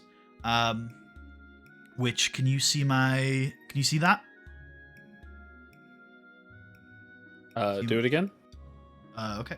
Oh, I'm on the wrong layer, so you definitely couldn't see that. Can you see that? Yes. Cool. That's basically where the beginning of the darkness is. The edges of it are. Oh, jeez. We're getting very close. Yeah. She also spots, though, something she probably guessed was there. She probably knows where this is, but she now can actually see it. Maybe even for the first time she sees the spine of the world, this northern glacier. So she can see the glacier to the north there. Oh, wow. Yeah. The spine of the world. The spine of the world. Should I add a label? Sure. I'll get you a scouting hex so you don't have to type in the Well, dark. I can just... No, so it lets me type it. Oh, and then just I have to click off and trust it. Okay. Okay. Did it get added? Yeah. Okay, cool. I'll put it on the map layer, so I'll put it on a better place than there. Yeah, I think I would assume it would be a little higher. There you go. That about right? Is this the glacier? That right there? Yeah. Cool. Then let's go through our procedure. let's do our foraging checks. So let's do 3 for Dorian and 1 for Kratz.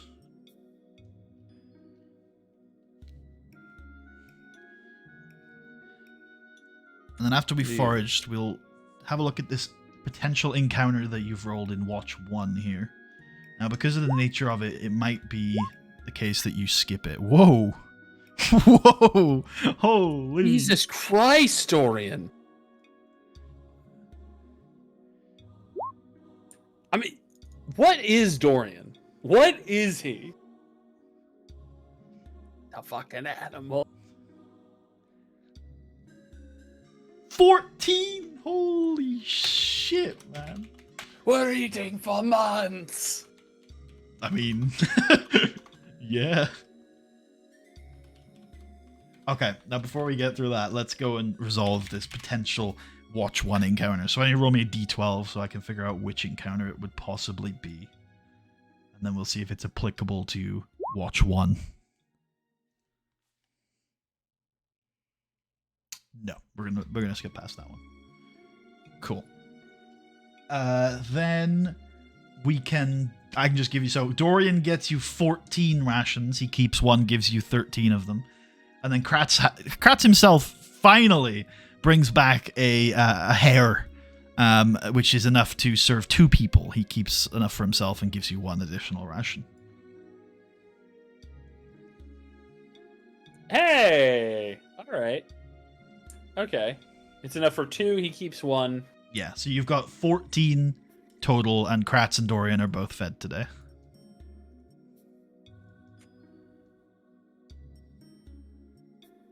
Okay, so that's...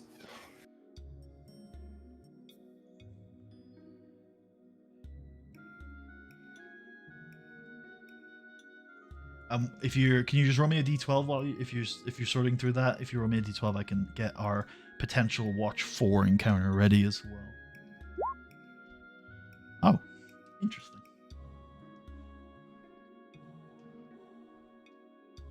Okay, currently we're at a net profit on rations. I'm thinking I bought too many. Wow. Dorian is really good.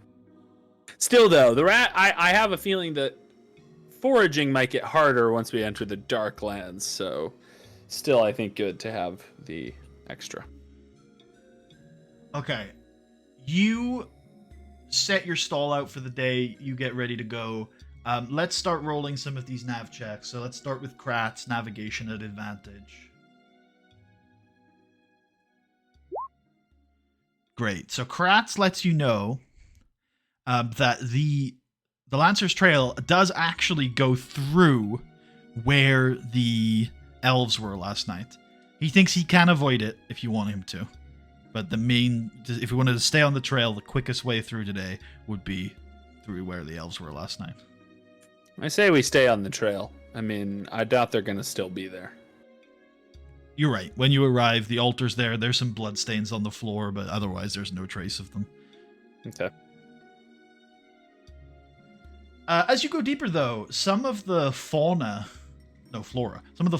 from that area continues to be prevalent in this part of the forest. You see glowing fungus and mushrooms and overgrown herbs and plants nearby, some of which probably is part of why Dorian is so successful today. There's so much food in this part of the forest. It's almost as if it's tended to or something. I don't know. So very, very lucrative day for Dorian in that respect. And eventually you come across a distinctive clearing, a glen, a secluded glen with this glowing sort of light blue moss over the top of like a small stream. Like there's a little overhang. It's got this glowing blue moss, and then the stream is running past it. And the trees here are thick and old, and carved into them are these runes. There's a peacefulness to this clearing. The stream kind of rushing nearby. Are they like magic runes or like a language? Dorian isn't sure if you ask him. They're not dwarven runes. Arcana or history, would that help him maybe identify anything about them? Yeah, if you want to ask if they're magic runes, it'd be Arcana. Nah. He doesn't recognize them. They're stinky, he says. Okay, cool. Awesome.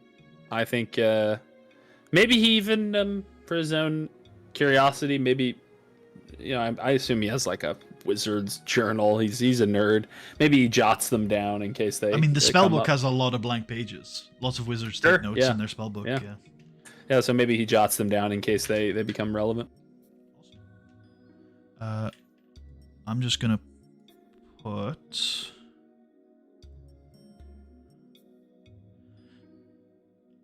light blue, freehand. Yeah.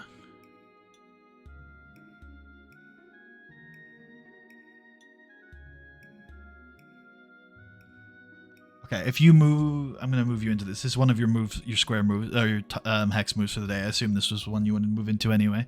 So I put that little rune there on the map. I don't know if you want to make a note of what you found in this tile. Yeah, I mean, it's like a glade. Yeah, it's a glade with some glowing blue moss, a little stream, and the trees are thick and old and have these runes carved into them. I'll call it the Glade of Runes. Cool. Fuck. Here, I'll move it to there, and then I'll put it on the map layer. All right, excellent. Other than that, we need to do Istria Scout check. Here we go.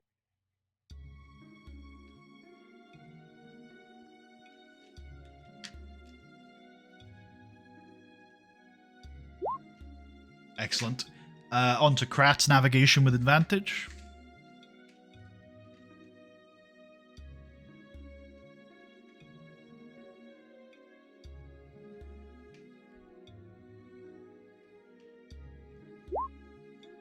Excellent.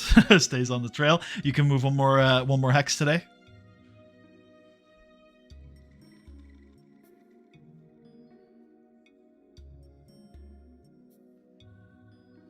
Cool. I'm in. And then one more perception check from Istria to finish off the day.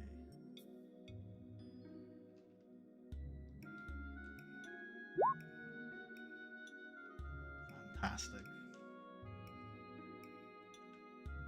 Then we did have one more potential encounter here. So why don't you roll me a d12 to see what kind of encounter it might be. But again, it's a little bit of an awkward spot in the day, so it depends on what it is. I think that's actually kind of perfect. So yeah, we'll move it back a little in the watches to make it make a bit more sense, and it'll depend on how you react to it. So you reach towards the end of your day, so it'd be quite difficult to get any significant way past this. So keep that in mind. But you reach a small bridge over a clearing. Hold on, let me get you onto a map here. Should be able to see even though your character isn't on here. You can see this map, right? Oh, yep. I could. For a second, it was really blurry, but it loaded. Okay, yeah, I can see it. Yeah, so you come across this. You're on the north side of this bridge, and as you sort of cross over, I'm not going to put any tokens on here yet because I don't suspect there's going to be any need. You see you see the banner above this little small, very hastily constructed cabin. You see the banner of Kelimvor, the kind of skeletal hand with the scales on it, and a pair of guards approach you on the bridge, and they check. I assume you give them the writ of Kelimvor. Yeah, I show them the writ and I say, "Hail!" They greet you. They ask you how your journey has been. It has been good for the most part. We have been well stocked up and are progressing quite quickly. Thank you for establishing such a well-marked trail that has made our travel speedy through the woods. They nod and they seem genuinely like happy that someone has said that. Everyone is always creeped out by us. No one seems to appreciate us. They say that your papers appear to be in order. They just do need to do a quick check of your goods to make sure there's no contraband or anything in there. that's all right. Yeah, I don't think we've never been given an indication that we have contraband, right? Like, what would contraband be? It would be Poisons, dark artifacts, Yeah, okay. things Yeah, like we don't that. have any. Yeah. Maybe like highly illicit drugs, but I was just wondering if like they're like, wait, bread? Fucking That was bread. outlawed. And they do genuinely do a quick check. They almost look like they're doing it to like tick boxes. They're not really looking through your shit in any considerable way. And then a little bit to the south, on the south bank here, there are a bunch of tents. There are a bunch of people here. If you want to stay with like essentially what's like a little check stop. On Yeah, I asked them what this is. Is this just a outpost checkpoint? Checkpoint, yeah, along the road. Make sure, we have Lurk Watch and then we have Kellenvor Point as the main sources of power influence over the road. But we try and set up little checkpoints here and there in crucial areas to try and make sure our faces are seen, and if anybody needs help or if the road, if there are any problems along the road, that they can be reported quickly. We have a couple of horses. We have. Let me check. There are a couple of groups out in the wood. Let me roll me a d3 to see which group is currently manning this checkpoint.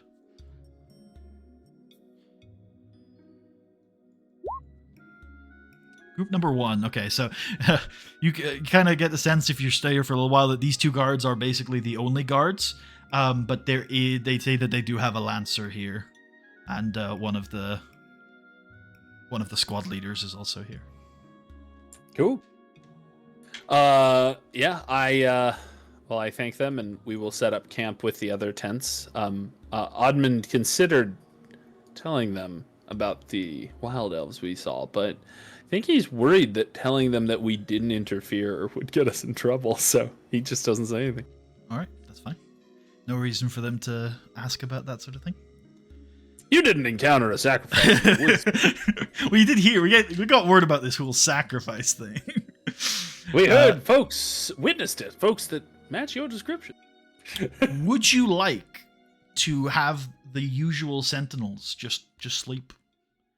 Considering you're right next to a whole guarded checkpoint. Or will they help with the checkpoint, maybe? How many guards? You said there were only 2, though? You only see 2 guards. You occasionally see this kind of armored, kind of gruff-looking veteran. You don't see the lancer, unless the veteran is the lancer. But he's not wearing the colors of Kellenvor.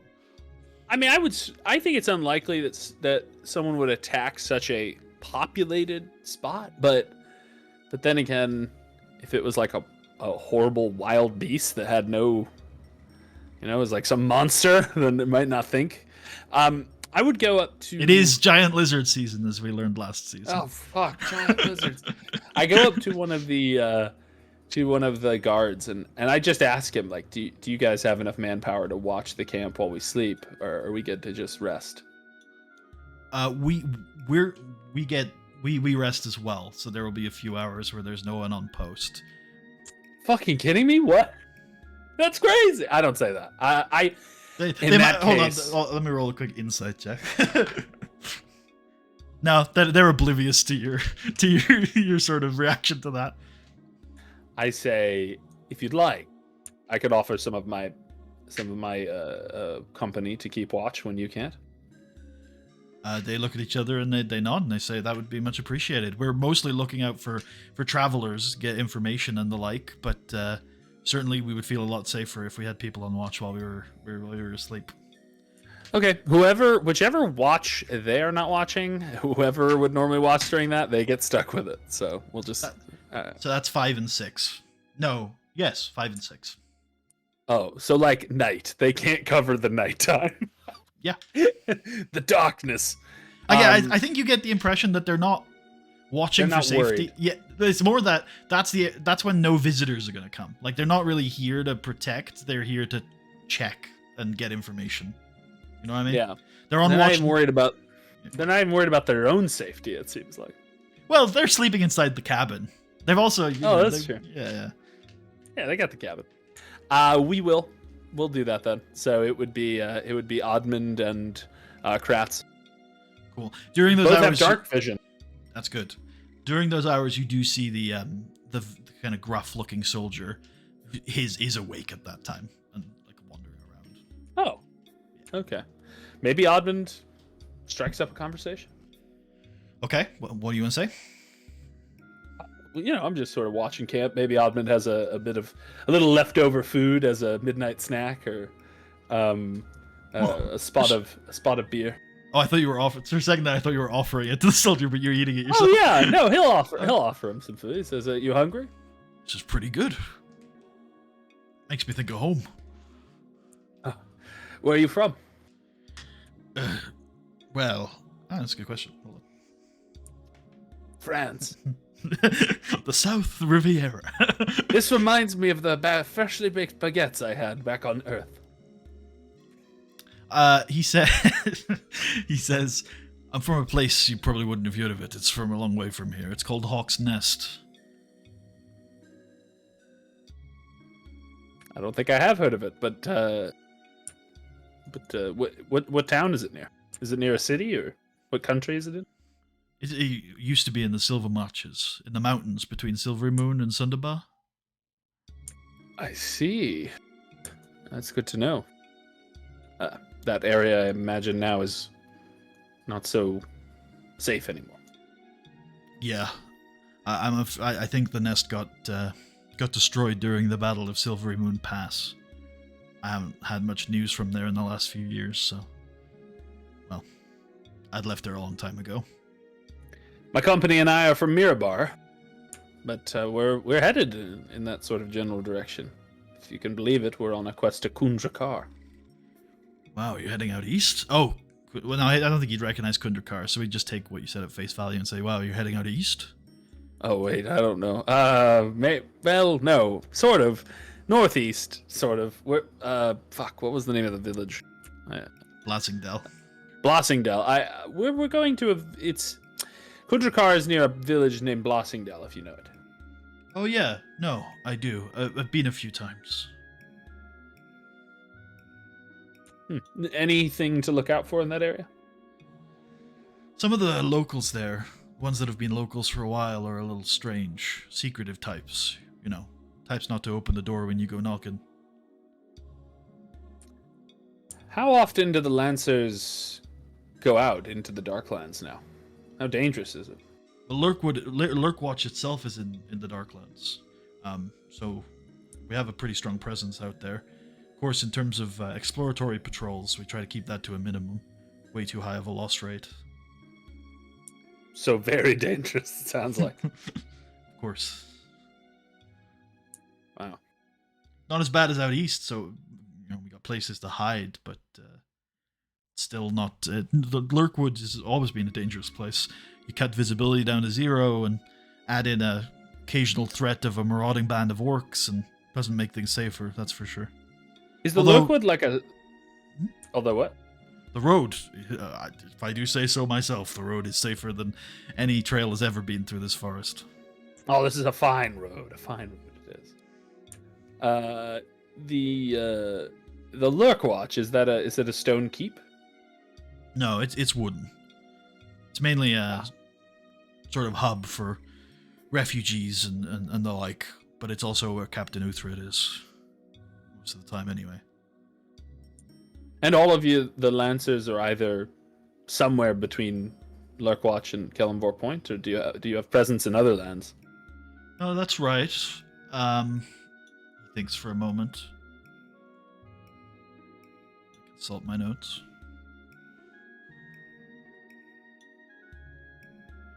Got about 3 of us out on patrol at the moment, and then there's Uthred. And he pauses. God damn, is that all that's left? Wait, no, he's not a Lancer, so he says there's about 3 of them out on patrol right now, and then there's Uthred. Is there only 4 of them left? You're not a Lancer yourself. No. I joined after the project began. So what are you? I suppose official title would be mercenary. But they pay you. Well, I get room, I get food.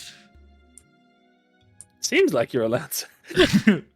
It's like, but they don't so much pay me; it's that I work for them and live with them.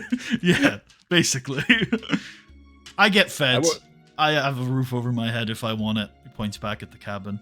And sure, I love Kalimvor, and yeah, I hate our enemies. And yeah, exactly. Yeah, that's the vibe you're getting from this guy. I say, Could do a lot worse. How many lancers are left?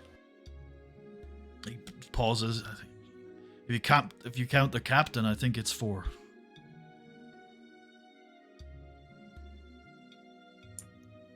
There's like 3 people here.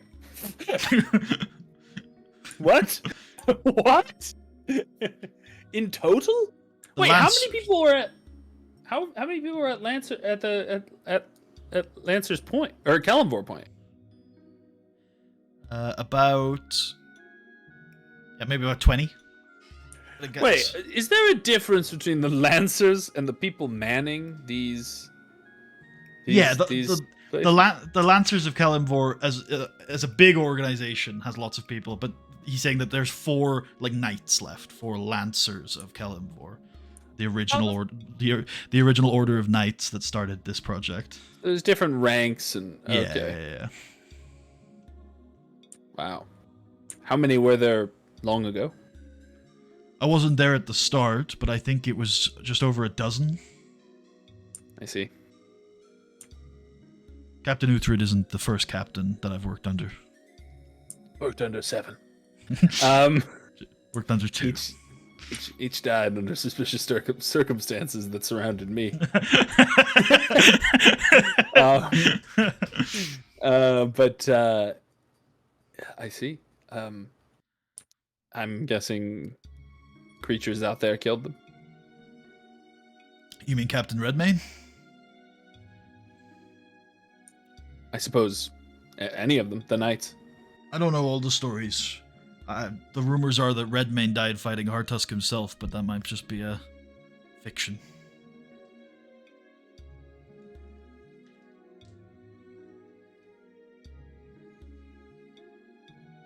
Well, thank you for keeping me company.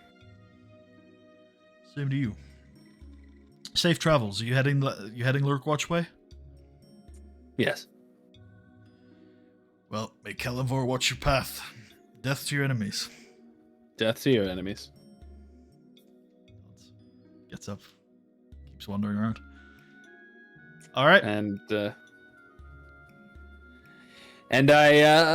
I finished my sentinel. Kratz finishes his, and then we get up. Go to bed. Yep. Have you got? You can get a short rest. Don't know if anyone needs to resolve that, but you can if you want. Kratz gets back. Hit die, and yeah, everyone's at full. All right, excellent. And I think on that note, we will end the session off there. And next week we'll finish off, or 2 weeks from now, we will finish off your journey to the Lurkwatch.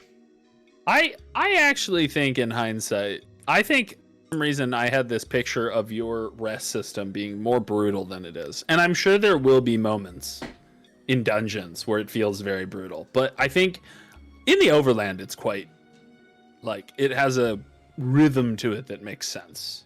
Especially, when you factor in, the way that 5e is balanced around encounters per long rest. In the overworld, it definitely is where it's functioning the best because... Yeah. And 5e does have a lot of short rest things that you get back. Yes. Like the fight. I mean, that was one of the reasons I was drawn to the fighter is I think for your campaign, it's like the fighter gets all of his shit back on short rest. Yep. And those things, those shit it's very powerful. The second wind and the action surge, especially the action surge. Yeah, the action surge can, which I forgot to use during the fight. But yeah, I should not forget in the future. But yeah, having action surge against a boss monster or against something big, especially when you get to attacks. When you get to attacks, you can do 4 attacks. That's crazy. And if you get to the really high levels in my campaigns, you stick pure fighter. Those 3 attack action surges are ridiculous. Absolutely. And eventually, 8. Yeah. When do you even get 4th attack? I feel like I've never really played a campaign that long. Yeah. I want to say 17th level. I'm just gonna guess. All right. Well, that I think will do us. You made some good progress today. Oh, I'll get some XP for you. Did you enjoy the session today? I did. It was a hearty time of. Oh, it turns out 20th level is when you get the 4th extra. So that's why. Yeah, I had a good time. I think I don't know if it was I think it's a mix of like the mushrooms and the spider webs and the glowing things and the shimmering and the strange elven sacrifice in the woods. But I also think all that combined with this groovy music, I've just been in a very like suggestible, like I feel like I'm on some sort of spiritual trip. You know, it was a very vibey session. I liked it. It was good. Excellent. I've got for XP here. I've got you cleared that encounter map with the spiders. You cleared. You dealt with the elven ritual. That's an encounter. Minor encounter with this Kalimvor checkpoint that you've experienced. I'm giving you a little bit of bonus XP for some of Istria's spotting. I think uncovering that castle, whatever it might be, and seeing the spine of the world. She may never have seen the spine of the world before, and it's quite an awe-striking sight. And then I'm giving you the spider combat XP split between everyone, which is going to be very, very low. But that's fine because you're getting experience for the encounter map anyway. Is there anything else you would like credit for that I've missed out? No, that seemed like a good coverage of all the things we did. It's gonna be a good XP session because I think I'm gonna be quite generous with these encounter XP. So we'll see how it turns out. Okay, let's say 10 XP for that spider is a rough guess because it'll be 50 XP split between everybody. So everybody gets 1,210 experience points today. Sorry, 1,210? Yeah. Wow.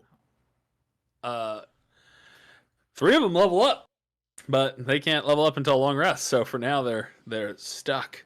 Stuck. Maybe you can consider taking a long rest at Lurkwatch in order to make use of that. It's not out of the question. I mean, we would be delivering our person, our right, the person that we're dragging along with us would Yes. we would no longer need to. They would be deposit. They would do what they need. Like they were meeting at someone at Lurkwatch. They're meeting their family. She thought that her family would probably have gone to Lurkwatch. So I think that at that point, that was the only time sensitive thing. Yeah, I suppose we probably could stay at Lurkwatch. Yeah, and maybe that would be a good way to get accustomed to the darkness. Okay, well, I'll have to think about that. So, sorry, 1,210, is that what you said? Yeah, I believe so. Let me just double check. Yes, 1,210. Perfect. Okay, I will add that quickly. So, okay, so Admand is up to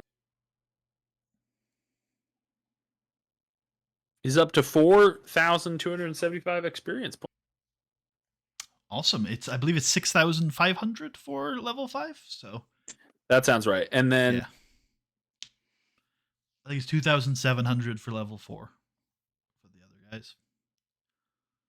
Yes, and so our 3 original companions, Istriocrats and Dorian, are up to 3,600 XP. Our new person, Valdor, is up to 2,410. So almost there, but not quite. And then Billy will level up, I presume. Billy will level up. He needs 900, I think, so he definitely will. Billy will level up twice. Nice. Right? Because he needs 300. Isn't it 300 to level 2 and then 900 to level 3? Oh, you're right. I thought it was 900 to 2, but you're right. It is 300 to 2. And it's 2,700 to 4. Yeah.